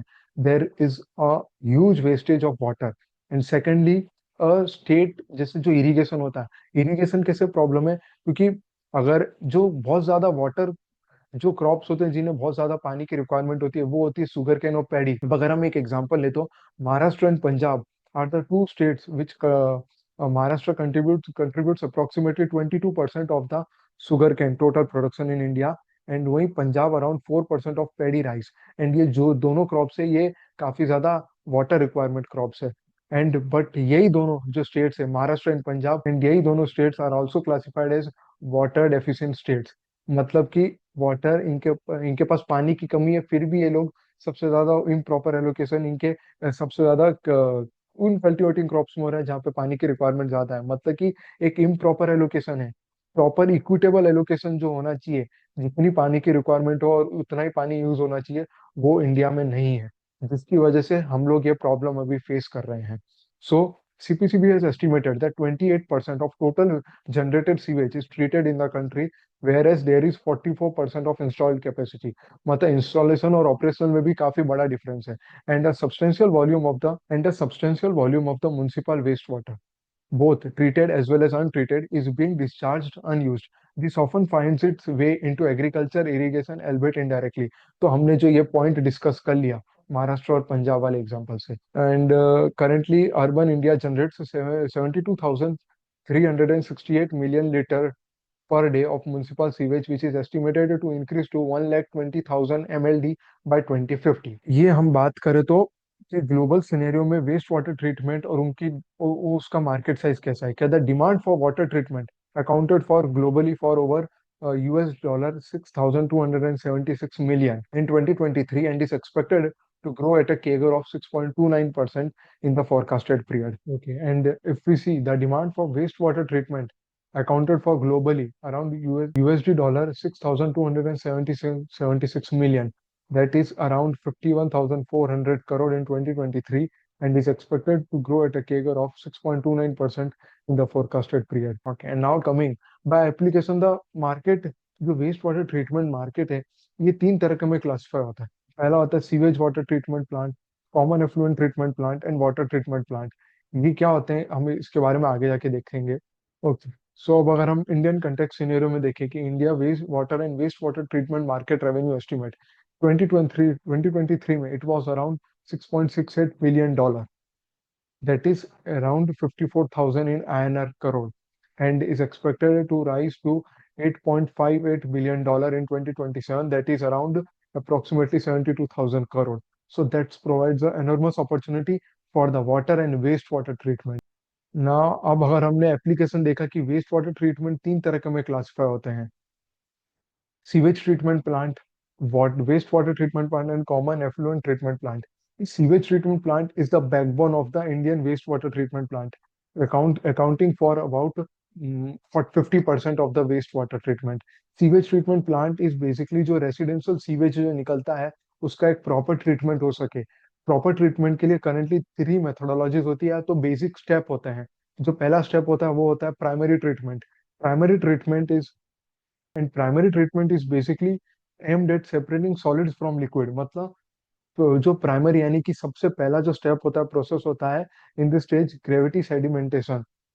In this stage, gravity sedimentation tank allows suspended solid to settle down at the bottom, forming a sludge, forming a sludge, while the clarified water is separated and advanced for further treatment। मतलब कि जो solid होता है पहला, वो bottom down आ जाता है और जो पानी है वो ऊपर हो जाता है। मतलब सेडिमेंटेशन टॉक में कि जो सॉलिड मटेरियल है वो नीचे आ जाता है एंड पानी थोड़ा ऊपर आ जाता है, एंड वही पानी फिर सेकेंडरी ट्रीटमेंट में जाता है, which represents a critical phase because it is a second stage in the sewage treatment involving biological processes to degrade organic contaminants present in the water, and technologies such as activated sludge and trickling filters facilitate the growth of beneficial microorganisms that metabolize organic matter। And significantly जो pollutant level होता है वो काफी हद तक कम हो जाता है, which is reduced to 60%। Now third stage is very important and that is tertiary treatment. हालांकि इंडिया में अगर करंटली सिर्फ सेकेंडरी स्टेज का काम होता है, एंड अगेन फिर जो वाटर होता है वो वेस्टफुल पर्पज के लिए काम किया जाता है, because only the 60% pollutant is reduced. Now if we take up the tertiary treatment, और अगर टर्शियरी ट्रीटमेंट भी इंडिया में होने लगा, that becomes the opportunity to use clean water, because tertiary treatment has emerged as an essential component in many modern treatment plants। Tertiary treatment any third stage जो होता है, it focuses on achieving the highest possible water quality standard, reducing the pollutant by almost 80% by employing advanced processes such as microfiltration, ion exchange, disinfection, and technologies and techniques which are involved in this are UV and ultra radiation। So, so this provides the opportunity for wastewater treatment to be. So this provides opportunity currently Indian scenario में कि हम वो जो tertiary water treatment है अगर उसको भी हम इन्वॉल्व कर ले, which involves huge capex, then it can contribute, then जो पानी है, अगर हम टर्सरी सेगमेंट और जो टर्सरी ट्रीटमेंट है अगर वो भी इंडिया में टेकअप होने लग गया, तो जो पानी है वो which it can B now use for purposeful purpose, यानी कि क्लीन वाटर जो एग्रीकल्चर और काफी ज्यादा इंडस्ट्रीज में, काफी सारे इंडस्ट्रीज में यूज हो सकता है, जैसे कि paper, cement, even semiconductor. Semiconductor की जो सबसे पहली रिक्वायरमेंट होती है उनकी प्रोसेस में is the clean water, and उसके लिए भी यूज हो सकता है। So that was all about sewage. Now अब जो दूसरा एप्लीकेशन होता है, जैसे दूसरा सेगमेंट होता है वेस्ट वाटर में, इस common effluent treatment plant. Now what is common effluent treatment plant? Now what is common effluent treatment plant? Common effluent treatment plant is basically कि अब इंडस्ट्रीज जो होती है, एक क्लस्टर ऑफ इंडस्ट्रीज एक साथ जो वेस्ट वाटर रिलीज करती है, वो अगर खुले नली और नालों और नदियों में अगर जाएगा, तो अल्टीमेटली जो पॉन्ड और रिवर्स है वो गंदे होंगे, एंड अल्टीमेटली जो सबसे बड़ी इंडिया में प्रॉब्लम है, the contamination of ground level water, वो राइज हो जाएंगे। इसलिए कॉमन एफ्लुएंट ट्रीटमेंट प्लांट कहता है कि एक क्लस्टर ऑफ इंडस्ट्रीज जिस एरिया में लोकेटेड है, जहाँ से ये गंदा पानी निकलता है, उसके ट्रीटमेंट के लिए एक प्रॉपर ट्रीटमेंट, मतलब सारे इंडस्ट्रीज के लिए एक जगह पे एक वेस्ट वाटर ट्रीटमेंट प्लांट बनाया जाए, जिसे हम कॉमन एफ्लुएंट ट्रीटमेंट प्लांट कहते हैं, कि उनके आसपास के इंडस्ट्रीज के, मतलब करीबन एक कैपेसिटी होती है 100 इंडस्ट्रीज, तो 100 फैक्ट्री यूनिट से जितना भी वेस्ट वाटर जनरेट होगा उसका प्रॉपर ट्रीटमेंट वहां पे किया जाएगा। And water treatment plant is generally the newer segment. Water treatment plant क्या होता है कि जैसे इसके अंदर जो टेक्निक आती है वो होती है डिसैलिनेशन। डिसैलिनेशन मतलब कोई गंदा पानी नहीं है अपने पास, लेकिन जो पानी है वो अपने ड्रिंकिंग पर्पस के लिए यूजफुल नहीं है। जैसे अगर हम बात करें तो समंदर, समंदर मतलब अगर अगर ऑन एन अगर हम देखें on an average, earth is covered by almost 70% water, जिसमें से ऑलमोस्ट काफी ज्यादा भारी मात्रा में समंदर का पानी है। समंदर के पानी में सबसे ज्यादा नमक होता है, which is not for the human consumption. वो जो समंदर का पानी अपने पास अवेलेबल है, हम उसको पी सकते नहीं है। And the clean and the drinking water which is available for human consumption is just the 4% of the world. And जो हमारी रिक्वायरमेंट है वो 17% है। तो जो ह्यूज गैप है वही तो डेफिसिट, वाटर डेफिसिट स्टेट को क्लासिफाई करता है। इसलिए वाटर ट्रीटमेंट ये कहता है कि जो डिसैलिनेशन टेक्निक है वो होनी चाहिए। डिसैलिनेशन मतलब समंदर के नमक के पानी को, जो खारा पानी है उसको साफ करके पीने उपयोगी बनाया जाए। एंड अगर हम देखें कि इंडिया में वाटर ट्रीटमेंट प्लांट्स करीबन है ही नहीं, सिर्फ एक या दो है। एंड अभी जो चल रहा है presently, is it is in Chennai for 400 million litre day per day of water, which is involve in desalination technique. And वहीं अगर ग्लोबल सिनेरियो में देखा जाए, तो जॉर्डन और यूएसए कंट्रीज ने वहाँ पे कॉमन वाटर ट्रीटमेंट प्लांट का यूज कर लिया है। वो लोग अपने पीने के पानी को साफ करने के लिए डिसैलिनेशन टेक्निक को यूज करते हैं for the sea water. So this was all about कि by application waste water treatment plant कैसे क्लासिफाई होता है। अब अगर हम वैल्यू चेन, यानी कि वैल्यू चेन की बात करें कि इस पूरे लैंडस्केप में वैल्यू चेन कैसे क्लासिफाई होती है, कि कौन सा डायरेक्ट प्ले हो सकता है, कौन सा इनडायरेक्ट प्ले हो सकता है, एंड कौन सा एंसिलरी होता है। तो वेस्ट वाटर ट्रीटमेंट में पहला आता है EPC companies, second water chemicals, third is die pipe companies, and fourth is water pumps. ना इन कंपनीज में कौन, अब ईपीसी कंपनीज होती है मतलब engineering procurement and construction companies.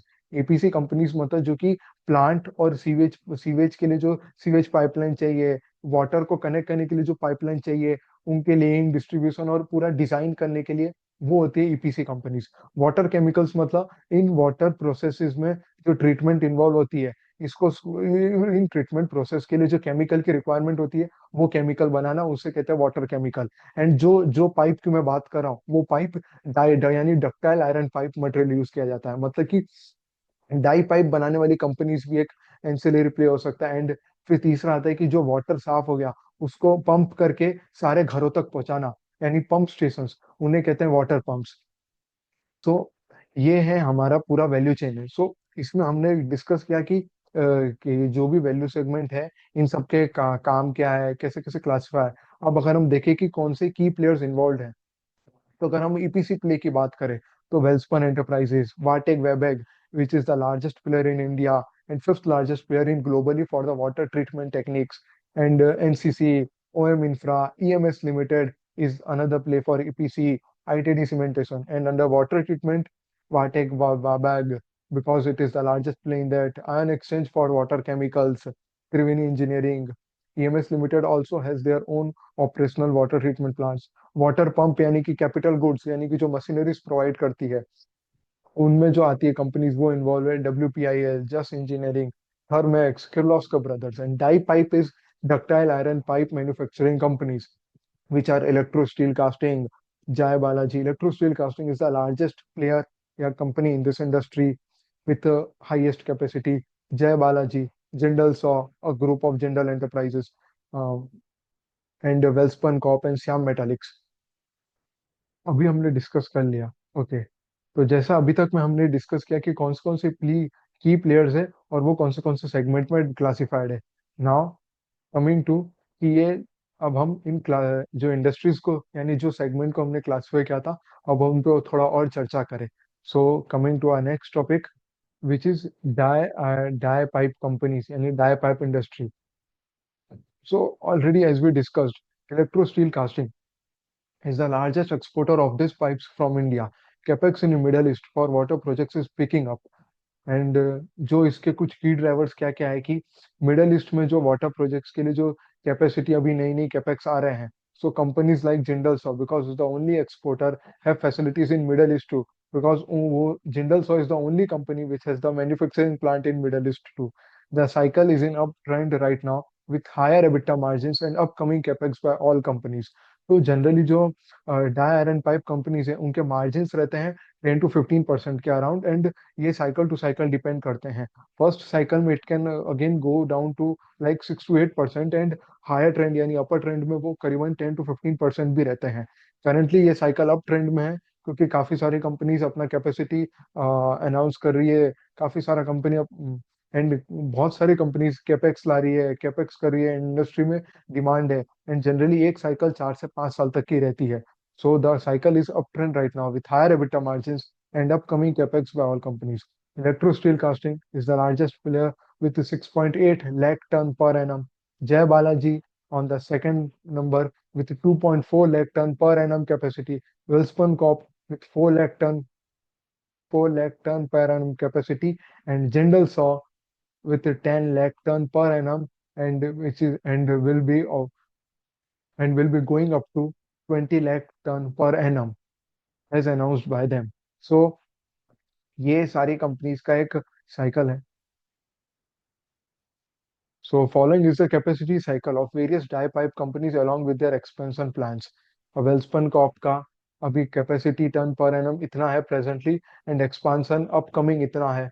Electro Steel casting का 96% रेवेन्यू सिर्फ डाई आयरन पाइप से आता है, डक्टाइल आयरन पाइप से। उनकी present capacity 6,80,000 ton per annum है, and upcoming capacity is for 2,15,000। Jai Balaji, जिनका revenue share from die pipe is 50% इस कंपनी का, एंड इस कंपनी का present capacity is 2,40,000 ton per annum, and with capacity coming up is 4,20,000 ton per annum, which is upcoming additional capacity, which is EPC industry. यानी EPC segment की अगर हम बात करें तो under water EPC, water infra EPCs. EPCs का मतलब अगर मैं थोड़ा और ब्रीफली जाऊं तो इंजीनियरिंग मतलब कि आप एक पूरा प्रोजेक्ट डिजाइन करोगे, पूरा लेआउट की वाटर ट्रीटमेंट प्लांट का पूरा लेआउट कैसे रहेगा, कहाँ से पूरी पाइपलाइन होगी, मतलब कहाँ से लेके कहाँ तक पूरी पाइप को कनेक्ट किया जाएगा, उसकी पूरी इंजीनियरिंग यानी डिजाइनिंग फेज इन्वॉल्व होता है। सेकंड आता है प्रोक्योरमेंट, उसके लिए मटेरियल्स कौन से इन्वॉल्व होंगे, मशीनरीज इन्वॉल्व कौन सी होगी, उसके लिए कंसल्टेंसी, पूरी डिजाइनिंग, पूरा डिजाइन फेज में ही सब कुछ, मतलब करीबन 40% ऑफ केपेक्स तो डिजाइनिंग एंड प्रोक्योरमेंट फेज में ही कंडक्ट हो जाता है। एंड थर्ड इज कंस्ट्रक्शन की, जो प्लान लेआउट डिजाइन हो गया है अब उसका कंस्ट्रक्शन करना, जो कि कई बार थर्ड पार्टी को भी आउटसोर्स कर दिया जाता है। तो under water infra EPC there are three to four types of main project companies. First, companies which are working on desalination project, wastewater treatment, drinking water treatment, and sewerage projects, which are the projects which is currently taken up by the companies. Second is hybrid annuity model, मतलब कि जो project होते हैं वो इनमें classify होते हैं, desalination में वेस्ट वाटर क्या होता है, drinking water and sewerage treatment, ये जिसके बारे में हम पहले डिस्कस कर चुके हैं। अब दूसरा आता है हाइब्रिड एन्युटी मॉडल पे चलता है। मतलब ये बिजनेस मॉडल वर्क कैसे करता है, मतलब रेवेन्यू कैसे डिसाइड होता है, गवर्नमेंट के द्वारा कॉन्ट्रैक्ट कैसे मिलता है। सिमिलरली ये भी B2G बिजनेस है। लाइकवाइज जैसे सॉलिड वेस्ट भी B2G बिजनेस था, वैसे ही वेस्ट वाटर भी B2G बिजनेस है। फ्रॉम मतलब जो रिस्पॉन्सिबिलिटी है वो लोकल अथॉरिटीज यानी कि म्यूनिसिपल कॉर्पोरेशन को दी गई है। सो और इसमें ऐसा है कि जनरली पूरा म्यूनिसिपल कॉर्पोरेशन से नहीं होता बिजनेस। सॉलिड वेस्ट में तो क्या था कि 90 to 100% contract he municipality corporation द्वारा दिए जाते थे। इसमें एक्चुअली अधिकतर ऐसा है कि शेयर डिवाइडेड है, मतलब 50% सेंट्रल गवर्नमेंट होगा एंड 50% स्टेट गवर्नमेंट होगा। So under hybrid annuity model ये क्या है, is a combination of two model, that is EPC model and BOT model. BOT model होता है annuity. BOT annuity is build, operate, transfer model. Under EPC model, the private players construct the water project and have no role in the asset ownership or maintenance. Generally, इसमें project life cycle ranges from 18 to 24 months with 15 to 20 years of annuity income consisting of operation and maintenance. मतलब and अगर हम revenue classification की बात करें तो build own and BOT model जो होता था, बिल्ड ऑपरेट ट्रांसफर मॉडल, ये क्या कहता है कि आप एक प्रोजेक्ट बना दो, उसको आप कुछ सालों तक ऑपरेट करो। मतलब आप पहले तो एक प्लांट यानी वेस्ट वाटर ट्रीटमेंट प्लांट आपने डाला, उसको कमिश्निंग फेज तक आप उसको ऑपरेट करो, जो कि 2 या 3 साल तक उसकी लाइफ साइकिल रहती है। फिर उसके बाद आप वो पूरा प्लांट यानी जो पूरा वो वाटर ट्रीटमेंट प्लांट है उसके राइट्स आप गवर्नमेंट को ट्रांसफर कर दोगे, जिस भी अथॉरिटी ने आपको ये पहले राइट दिया था। बट इसमें जो केपेक्स इन्वॉल्व होता है, यानी जो भी आपका खर्चा लगा है, वो अल्टीमेटली कंस्ट्रक्शन फेज में ही दे दिया जाता है। बट इससे होता क्या था जनरली कि कंपनीज को इनिशियली जो केपेक्स करना होता था, बट इसमें होता क्या था कि जनरली गवर्नमेंट की तरफ से प्रॉब्लम आ जाती थी फंडिंग में, because government can't take the upfront capacity at an early stage, initial stage पे। इसलिए गवर्नमेंट ने फॉर देयर फैसिलिटी मतलब अपनी सुविधा के लिए उन्होंने हाइब्रिड एन्युटी मॉडल अडॉप्ट किया। अब HM मॉडल क्या है कि वो दो चीजों में क्लासिफाई किया, आप EPC भी करो एंड साथ ही साथ आपको BOT मॉडल भी होगा। EPC में होता आपने एक प्लांट कंस्ट्रक्ट कर लिया, दूसरा सेकंड फेज होगा कि आपको 15 से 20 साल दिए जाएंगे, आप उस प्लांट को ऑपरेट करो। एंड लास्ट 15 से 20 साल जब आपका टाइमलाइन खत्म हो जाएगा, तो आपको वो प्लांट के जो भी राइट्स है वो आपको ट्रांसफर करना रहेगा गवर्नमेंट को। एंड 15 से 20 साल जब आपका एक पीरियड टाइम फ्रेम खत्म हो जाएगा, तो उसके बाद वो जो भी राइट्स है उस प्लांट के वो ट्रांसफर कर दिए जाएंगे गवर्नमेंट को। अब इसमें रेवेन्यू यानी कि जो केपेक्स कॉस्ट है वो कैसे क्लासिफाई किया गया है कि 40% ऑफ द इनिशियल कॉस्ट जो होगा वो आपको इनिशियल फेज यानी जो EPC फेज होगा, कंस्ट्रक्शन फेज, तभी दे दिया जाएगा। एंड रिमेनिंग 60% आपको एन्यूटी मॉडल की तरह 15 से 20 साल जो होंगे उसमें डिवाइड कर दिया जाएगा विथ सम इंटरेस्ट अमाउंट। सो उसमें जनरली अब ये बात आ जाती है कि जब कंपनी को इनिशियल कैपेक्स कॉस्ट अपनी तरफ से करना रहता है प्लेयर्स को, तो 40% तो उन्हें गवर्नमेंट की तरफ से रिलीज हो गया, 60% फॉर देम उनको बैंक गारंटीज और बैंक फैसिलिटीज की तरफ पे डिपेंड रहना पड़ता है। हालांकि इसमें ये आ जाती है कि फिर इसमें फाइनेंशियल वायबिलिटी एक अच्छी चीज ये हो जाती है कि ये प्रोजेक्ट उन्हीं को मिलता है जो कंपनीज फाइनेंशियली वायबल है। हालांकि कई बार कंपनीज के लिए फाइनेंशियल डिफिकल्टी भी बन जाती है, बिकॉज 60% अगर बैंक की तरफ से रिलीज नहीं हुआ तो उन्हें वो खुद से मैनेज करना पड़ता है, जो कई बार उनके मार्जिन पे भी अफेक्ट करता है।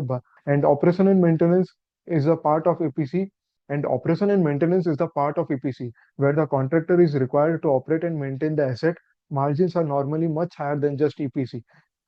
जो EPC फेज होता है, अगर EPC हम देखें, जो इंजीनियरिंग और प्रोक्योरमेंट होता है, which is 1/3 of the total model, जो 1/3 मतलब जो टोटल कॉस्ट का जो 1/3 रहता है ना, 1/3 cost is generally incurred around engineering and procurement phase. इसलिए इनमें इस सेगमेंट में जो मार्जिन रहते हैं वो 15 to 20% रहते हैं। और वही सिर्फ ओनली कंस्ट्रक्शन फेज में इस margin are generally lower around 6 to 8%।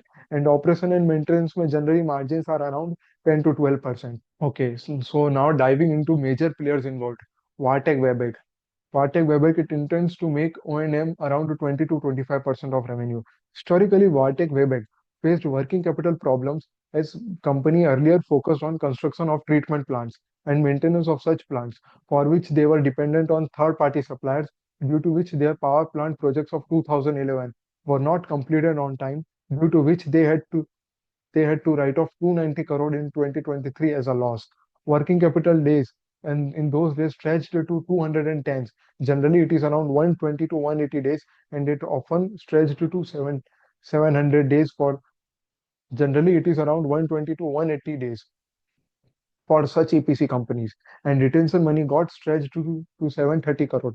Retention money is what is the 5% of the initial cost. जो 40% HM मॉडल में जो गवर्नमेंट को इनिशियल फेज में देना रहता है, उसका भी 5% गवर्नमेंट रिटेन कर लेती है, बस इसलिए कि गारंटी के लिए। गारंटी इसलिए कि जो कंपनी या जो कॉन्ट्रैक्टर है वो काम छोड़ ना दे बीच में, इसलिए सिक्योरिटी के लिए, एज एन सिक्योरिटी वो 5% रिटेन कर लेती है। एंड वो कई बार, और इसलिए फाइनेंशियल प्रॉब्लम क्यों हो जाती है HM मॉडल में, क्योंकि इतना मनी अगर रिटेन हो जाता है एंड 60% बाद में मिलता है, तो कंपनीज के लिए कई बार अपने फाइनेंसेस को मैनेज करना बहुत ही प्रॉब्लम हो जाता है, जो कि सेम सेम ऐसी सिचुएशन में वाटेक वाबक एक बार फंसी थी। बट रिसेंटली पिछले 3-4 सालों में कंपनी ने अच्छा प्रोग्रेस किया है, और उन्होंने अपना कैश फ्लो और सेगमेंट को भी बहुत अच्छी तरह मैनेज किया है, कि उन्होंने पहले से ये देख लिया कि उन्हें किस सेगमेंट में मैं ध्यान देना है और किस में नहीं। लाइकवाइज इसलिए उन्होंने अपना जो कंस्ट्रक्शन फेज है उसको आउटसोर्स ही कर दिया, एंड सिर्फ इंजीनियरिंग और प्रोक्योरमेंट और उनकी जिसमें एक्सपर्टीज है, that is water process technique, उसमें ही वो लोग हैं, ताकि उन्हें एक एन्युटी इनकम, रेगुलर इनकम मिलती रहे। और इसलिए इस तरह उन्होंने अपने कैश फ्लो को और अपने लॉसेस को भी मैनेज किया है। अब recently Vatech, to manage its receivable problem, है strategically manage and is reducing its has strategically managed and is has strategically managed and is reducing its core working capital cycle to 81 days. Mata and government and sorry and company now plans to reduce its working capital cycle to 81 days, so that their cash flow chunk, yeah, cash flow crunching problem can be resolved with the regular cash flow conversion with the regular cash flow conversion. So company will continue to focus on multilaterally and centrally funded projects in India with limited exposure to state-backed projects, because generally state-backed projects में financial problem आती है, तो because of the improper allocation, जो कि हमने waste, जब हमने solid waste पढ़ा तब भी हमने जाना। Focus will be on projects backed by national schemes such as Namami Gange and Swachh Bharat, or backed by payment securities.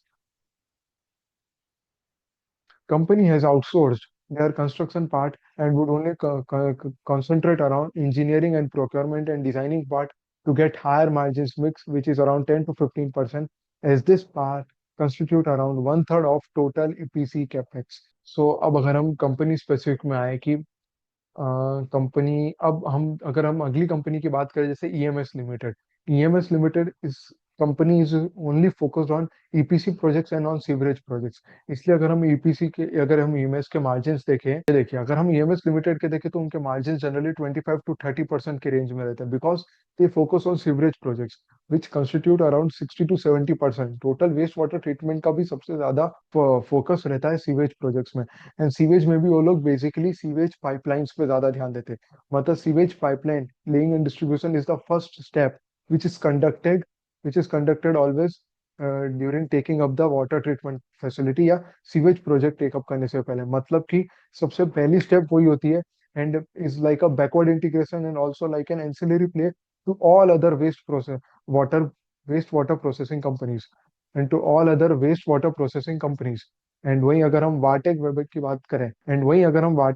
बात करें, तो इस company majorly focus on capex intensive business and on the water processing technique is generally around 10 to 15%।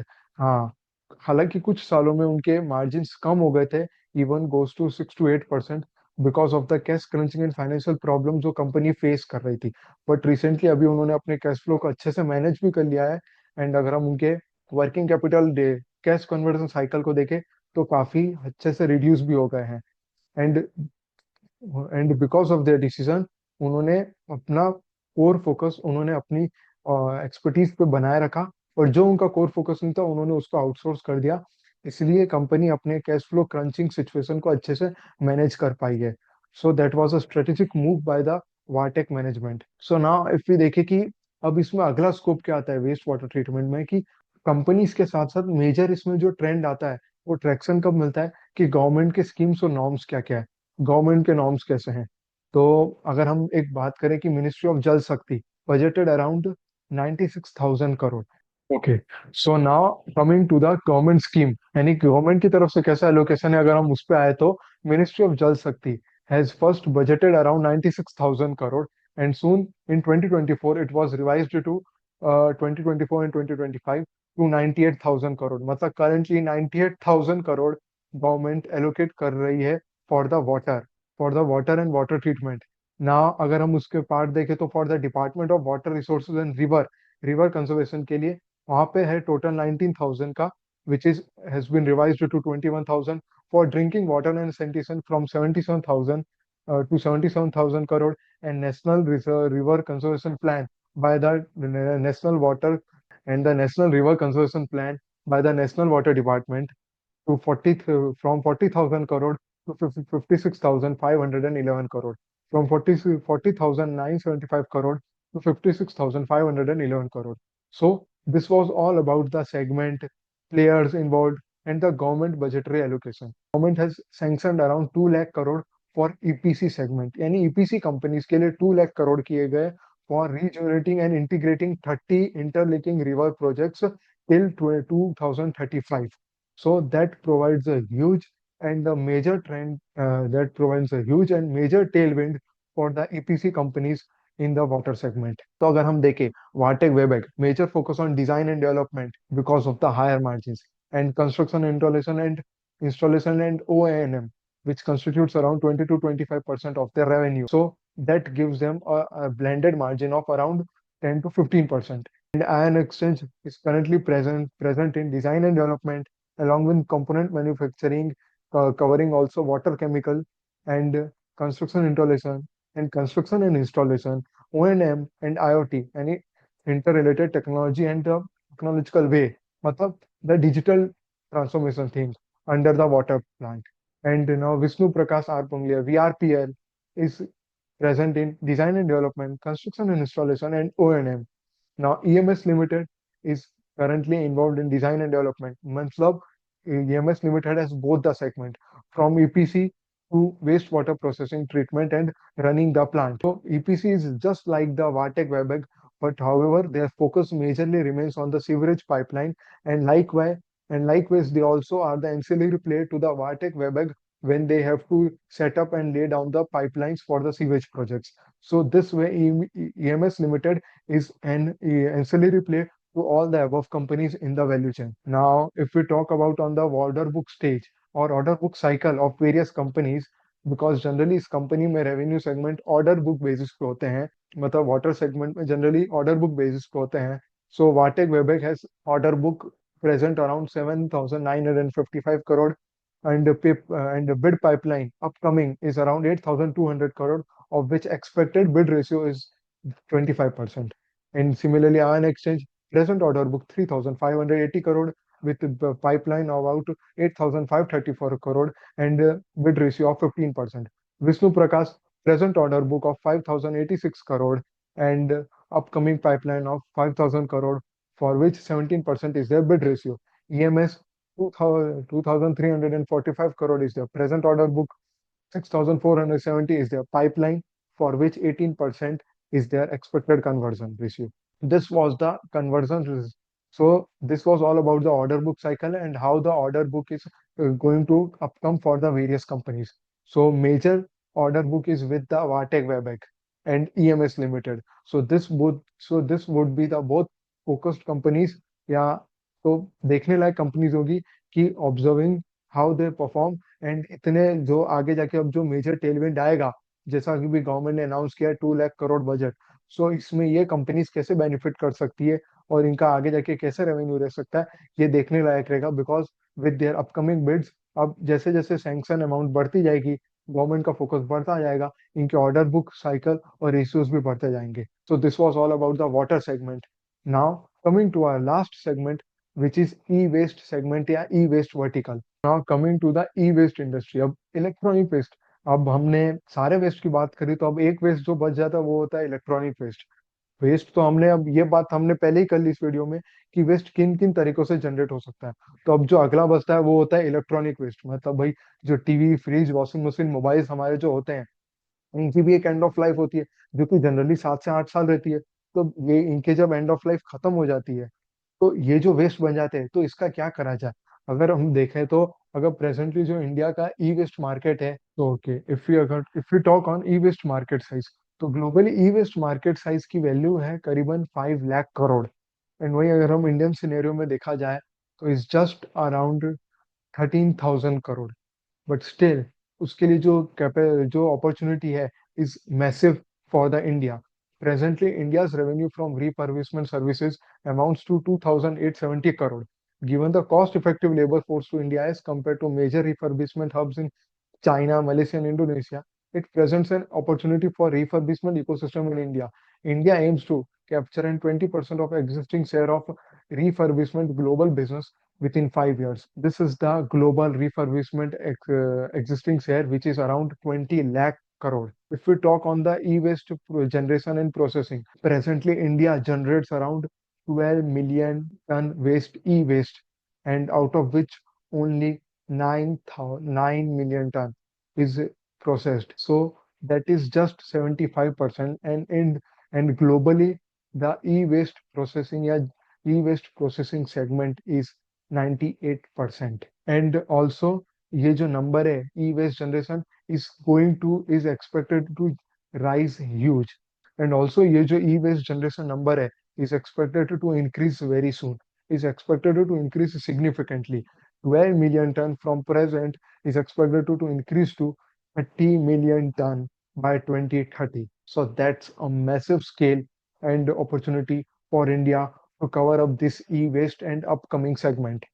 Okay, so the e-waste recycling in India, the discarded and end of electronic, ranging from computers, equipment used in ICT, any information and communication technology, home appliances, audio and video products, all of their peripherals are known as electronic waste.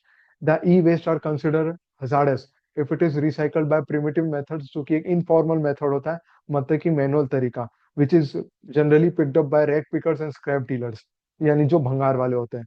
The hazardous and toxic substances found in e-waste include lead यानी PB chemical name, cadmium and printed circuit boards के अंदर ये काफी ज्यादा मात्रा में present होते हैं. सो प्रेजेंटली जो अपनी e waste generation capacity India की is around 15 million ton, and 2025 तक it will be around 18 million ton, and by 2030 is it will be enormous to it will be massive to 30 million ton. So that provides a massive opportunity for India to cover up this segment. And annually 2 million units, 12 million units of refurbished PCs are sold in India. मतलब अगर हम refurbish segment की बात करें, पहले तो ई waste में क्या दो ऑप्शन होते हैं. एक तो रिसाइकलिंग, कि जो चीज रिफर्बिश ना हो सके उसको रिसाइकलिंग करो. रिसाइकलिंग क्यों? ताकि मैंने जो हजार्डस और टॉक्सिक सब्सटेंसेस की बात करी, ये जो रेयर मेटल्स ई वेस्ट के अंदर काफी ज्यादा पाए जाते हैं, gold, metal, rare, copper, aluminium, इन सबको हम एक्सट्रैक्ट कर सके. एंड सेकंड ऑप्शन जो हमारे पास बचता है, दैट इज रिफर्बिश. कि अगर जैसे किसी प्रोडक्ट की एंड ऑफ लाइफ हो गई, अगर वो सुधर सकता है तो उसको वापस रिफर्बिश करके उसको फिर से बेचो, ताकि वो उसकी जो लाइफ ऑफ प्रोडक्ट है, यानी कि जो प्रोडक्ट की जो लाइफ साइकिल है वो फिर से एक्सटेंड हो सके. सो प्रोडक्ट की जो लाइफ साइकिल है वो फिर से एक्सटेंड हो सके. प्रेजेंटली 2024 में existing global share for refurbishment business is 20 lakh crore. Now refurbish laptop presents a $2.5 billion opportunity for India. And because अगर हम देखें तो जो रिफर्बिश क्या जनरली रिफर्बिशमेंट में सबसे ज्यादा जो मेजर प्रोपोर्शन होता है वो होता है पीसीस का. एंड ई वेस्ट में भी जो आईसीटी प्रोडक्ट्स होते हैं, यानी कि जो कंप्यूटर, मोबाइल्स और लैपटॉप जो क्लासिफाई होते हैं, ये में काफी ज्यादा मार्जिन होते हैं, because they are consider as low volume and high margin segment. Whereas जो वाइट गुड्स यानी कि कंज्यूमर अप्लायंसेस होते हैं, यानी कि टीवी, फ्रिज, वॉशिंग मशीन, इनमें ज्यादा रेयर मेटल्स होता नहीं है. बिकॉज जो मेटल कॉम्पोजिशन होता है ना, आपको कचरे से पैसा कब बन सकता है ना, वो इस पर डिपेंड करता है कि आपका कचरा कैसा है, कि आपको उस कचरे से कितनी वैल्यू रियलाइज हो सकती है. तो जो वाइट गुड्स और जो कंज्यूमर अप्लायंसेस होते हैं, यानी कि TV, fridge, washing machine, high volume and low margin segment में वो क्लासीफाई होते हैं. So total addressable size refurbishment PCs is around, out of which 40% will be procured from the corporates. मतलब जो कि कंपनीज जो कि ये पीसीस को यूज करती है, like various tech companies, like Infosys, Wipro, TCS etcetera, जहाँ पे लैपटॉप और पीसीस की रिक्वायरमेंट काफी ज्यादा होती है because of their business nature. So total addressable size is around 20 million units, of which 40% will be sourced by the corporates. Generally refurbishment में यानी कि रिफर्बिशमेंट हो कि ई वेस्ट हो, दोनों में क्या है कि आपको जो इलेक्ट्रॉनिक वेस्ट है, इसमें वैल्यू चेन काम कैसे करता है अगर हम डिस्कस करें तो, कि जो भंगार है वो या तो कॉर्पोरेट या तो इंडिविजुअल हाउस होल्ड दोनों से जनरेट हो सकता है। वो जाएगा रिसाइकलर्स के पास, एंड रिसाइकलर उसको फिर से रिसाइकल करके उसमें से मेटल्स निकाल के अगेन उसको आगे जाके बेचेंगे दूसरी इंडस्ट्रीज को।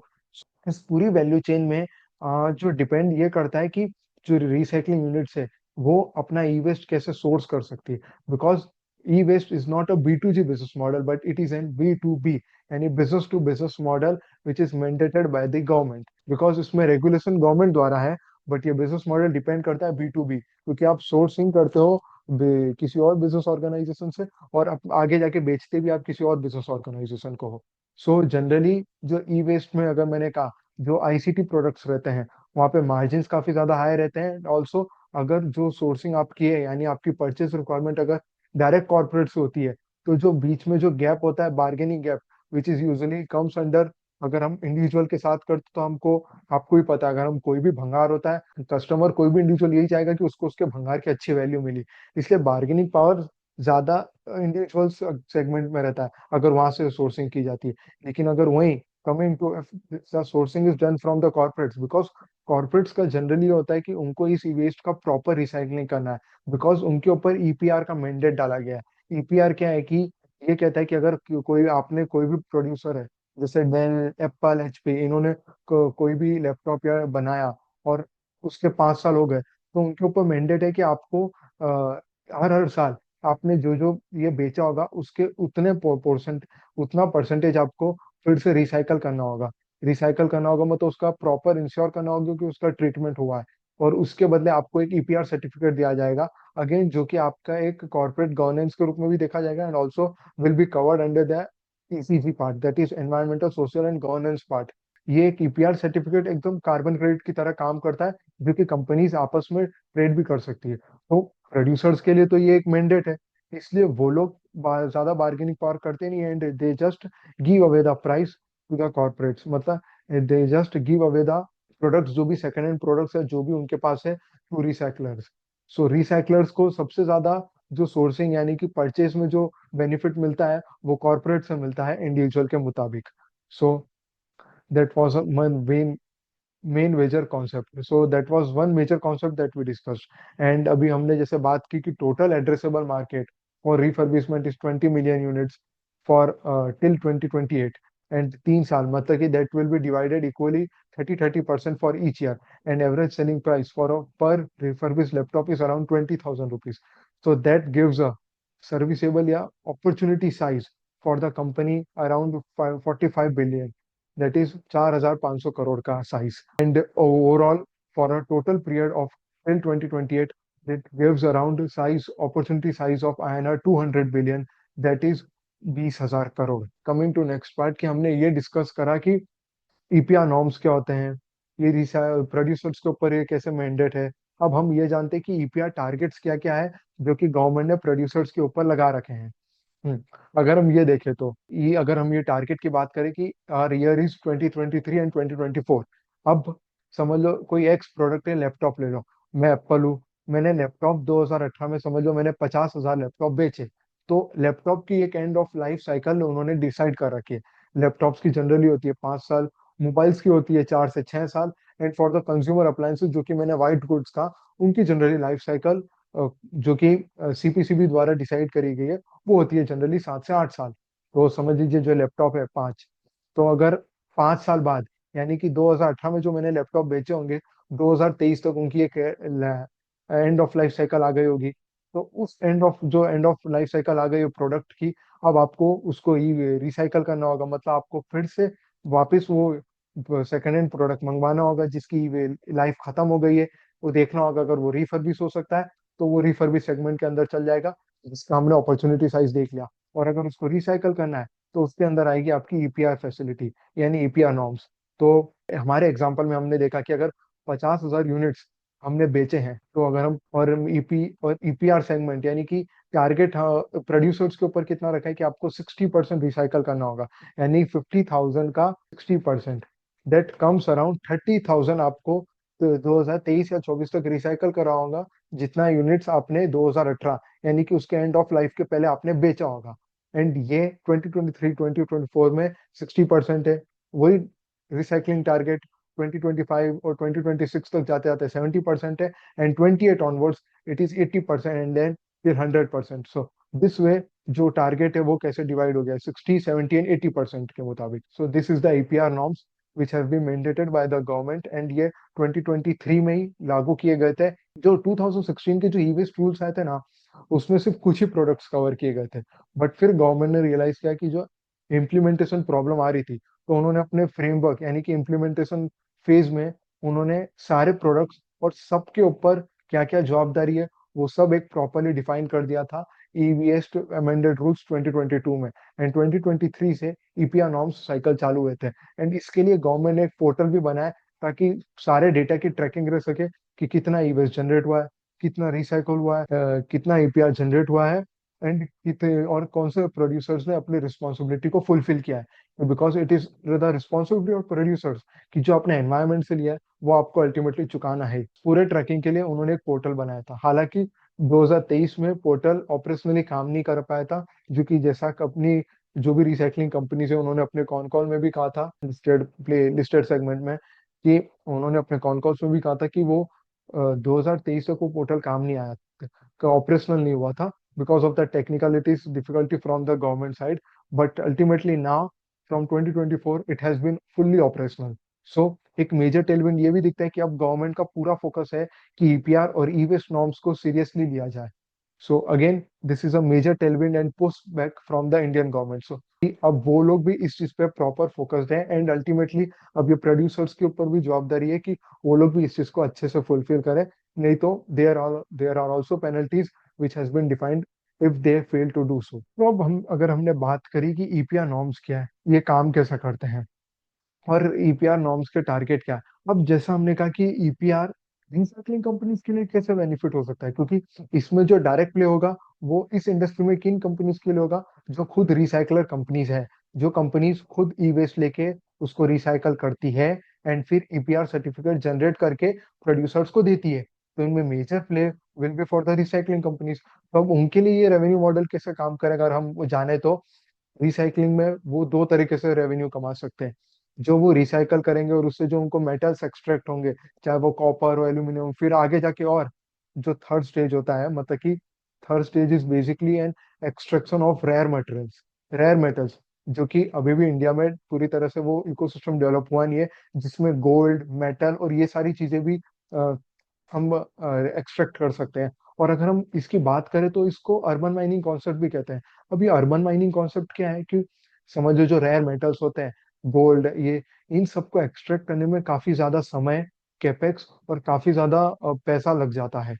एंड जनरली इसमें सक्सेस रेट भी बहुत कम होता है, कि जो अगर आप पूरा एक्सट्रैक्शन साइकिल आप चला रहे हैं, आप उससे कुछ वैल्यू रियलाइज कर ही पाएंगे। सो success rate is just less than 20%। And वही अर्बन माइनिंग क्या है कि जो पुराने ई वेस्ट प्रोडक्ट है उनमें तो पहले से ये मेटल्स इन्वॉल्व पहले से कंस्टिट्यूट है, उनमें तो पहले से ये मेटल्स अंदर है ही। तो अगर आप उसको प्रॉपरली रिसाइकल करो, एक्सट्रैक्ट कर सको इन एनवायरमेंटल वे, तो वो जो मेटल्स है वो आपके आगे जाके काम आ सकते हैं। और वही जो एक्सट्रैक्शन में एंड जो ये इनकी जो क्वालिटी होती है या तो एक्सट्रैक्शन रेट होता है is 8 to 10 times more than the extraction which is done from the natural ores. So इसी कॉन्सेप्ट को हम अर्बन माइनिंग कहते हैं, यानी कि golden opportunity for under e waste segment. और golden opportunity under e waste segment की कचरे से, अंगार से भी कैसा बड़ा पैसा बन सकता है। अब जैसे पार्ट है कि जो ईपीआर सर्टिफिकेट है जो रिसाइकलिंग कंपनीज प्रोड्यूसर्स को जनरेट करके देगी उनके टारगेट फुलफिल करने पे, तो उस ईपीआर सर्टिफिकेट के बदले जनरली कम प्रोड्यूसर्स को वो प्रोड्यूसर्स के लिए कोई खर्चा है नहीं, बिकॉज प्रोड्यूसर्स को वो ईपीआर सर्टिफिकेट पाने के लिए वो रिसाइकलिंग को कुछ नहीं पे करना पड़ेगा। बट उनके लिए जो पेमेंट आएगा वो गवर्नमेंट द्वारा आएगा, कि रिसाइकलिंग यूनिट ने इतने इतने ईपीआर जितने जितने उन्होंने जनरेट किए होंगे उसके बदले उन्हें पर सर्टिफिकेट बेसिस पे उन्हें रेवेन्यू दिया जाएगा। पर सर्टिफिकेट बेसिस पे उन्हें कुछ फीस दी जाएगी, जो कि उनके लिए एक अलग रेवेन्यू हो सकता है। और ये जो रेवेन्यू होता है एपीआर सेगमेंट इज क्या बोलते हैं, ये डायरेक्ट आपके पेट में जुड़ता है। पेट पेट में इसलिए जुड़ता है क्योंकि ये सर्टिफिकेट जनरेट करने में आपका कोई खर्चा लगा नहीं है। ये revenue is total is equal to profit. And generally e waste में रिसाइकलिंग कंपनीज के margin are around 30 to 35%, depending upon कि आप कौन से सेगमेंट, कौन से अप्लायंसेस के रिसाइकलिंग में इन्वॉल्व है, एंड रिफर्बिशमेंट में। एंड वही coming to the refurbishment part, तो जो जो आपका मार्जिन है, it goes it can goes up to 80 to 90% gross margin in the refurbishment segment, because जैसा हमने बताया refurbishment segment is low volume high margin business, कि उन्हें जो फीस दी जाएगी वो गवर्नमेंट द्वारा दी जाएगी, यानी कि सीपीसीबी बोर्ड द्वारा दी जाएगी। तो जो ईपीआर फीस है, उसके जो पर फी मतलब, और कुछ टारगेट यानी कि कुछ प्राइस गवर्नमेंट ने फिक्स कर रखा है। जैसे कि अगर आप लैपटॉप या पीसीस का अगर वो ईपीआर जनरेट करते हैं, तो पर EPR certificate they get around 30 to 35 rupees. वहीं कमिंग टू अगर वाइट गुड्स या कंज्यूमर अप्लायंसेस है, तो that is around 10 to 15 rupees. अब ये तो हो गई ईपीआर और ई वेस्ट रिसाइकलिंग की बात। अब कमिंग टू कि कौन से ऑथराइज्ड बड़े प्लेयर्स हैं इस इंडस्ट्री में। तो जैसे रेम की e waste, it has a metric, उनके पास जो कैपेसिटी है वो है 10,000 metric ton per annum. Earth Sense, it has a capacity of 1800 metric ton per annum, and there are only two players, listed players in this segment.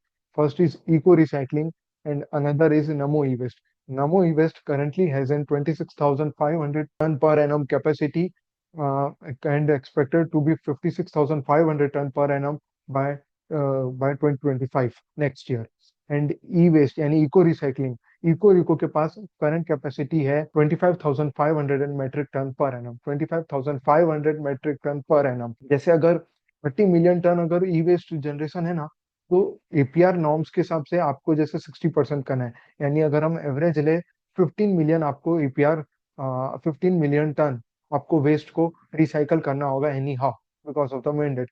तो जो operational capacity यानी कि जो टोटल कैपेसिटीज है player की, registered जो authorised है, जिनके द्वारा करी जाएगी, वो total is just 10 million ton. यानी half a million ton is still remaining. यानी उतनी कैपेसिटी इंडिया में अभी ऑपरेशनल है ही नहीं। यानी इंडिया के पास एक मैसिव स्केल अप और एक ह्यूज अपॉर्चुनिटी लैंडस्केप इधर दिखता है, अगर कैपेसिटी जैसे जैसे कंपनीज अपनी कैपेसिटी डालती है एंड वर्क करती है। सबसे बड़ी प्लेयर जो इसमें है इस Attero e waste recycling, which is the largest capacity of 1 lakh ton per annum.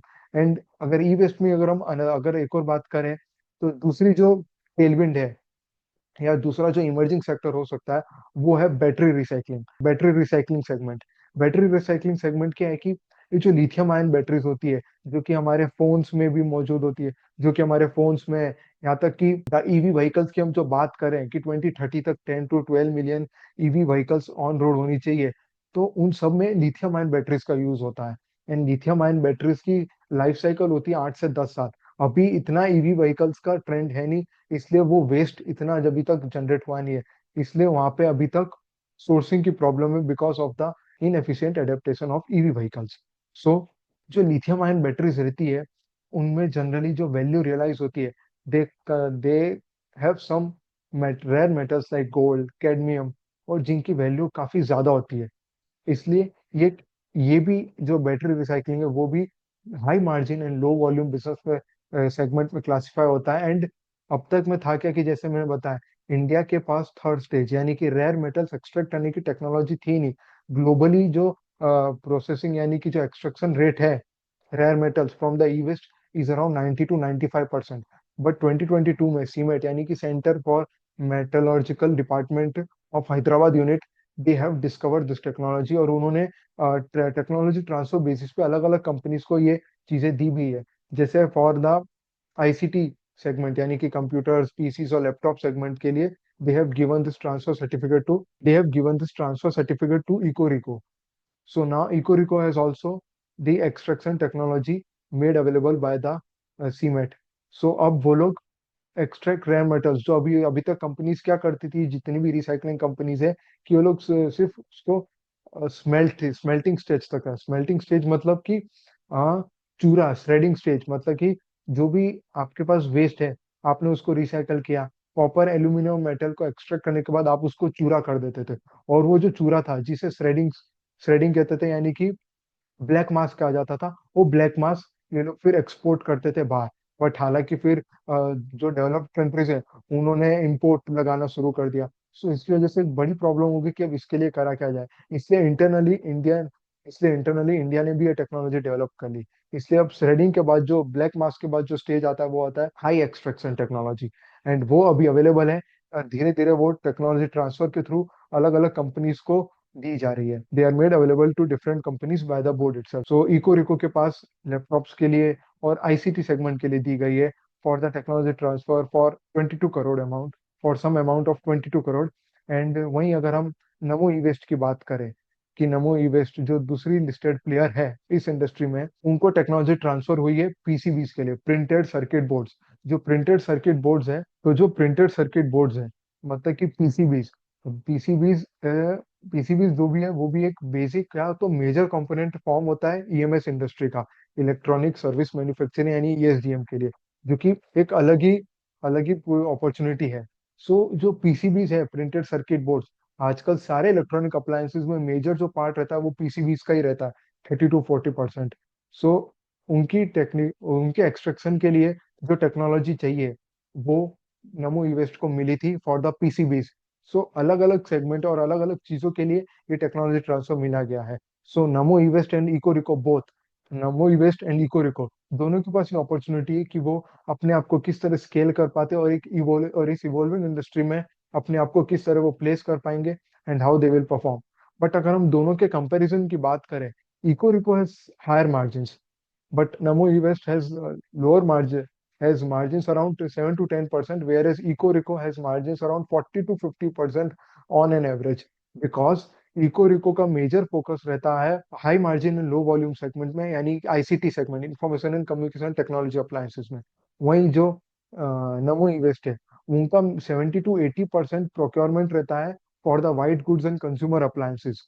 इसलिए जहाँ पे मार्जिन्स कम रहते हैं, and also Ecoreco has some types with the brands, यानी कि प्रोड्यूसर्स के साथ उनका डायरेक्ट टाइप है, इसलिए उनका direct procurement 30 to 40% of their procurement is through corporates.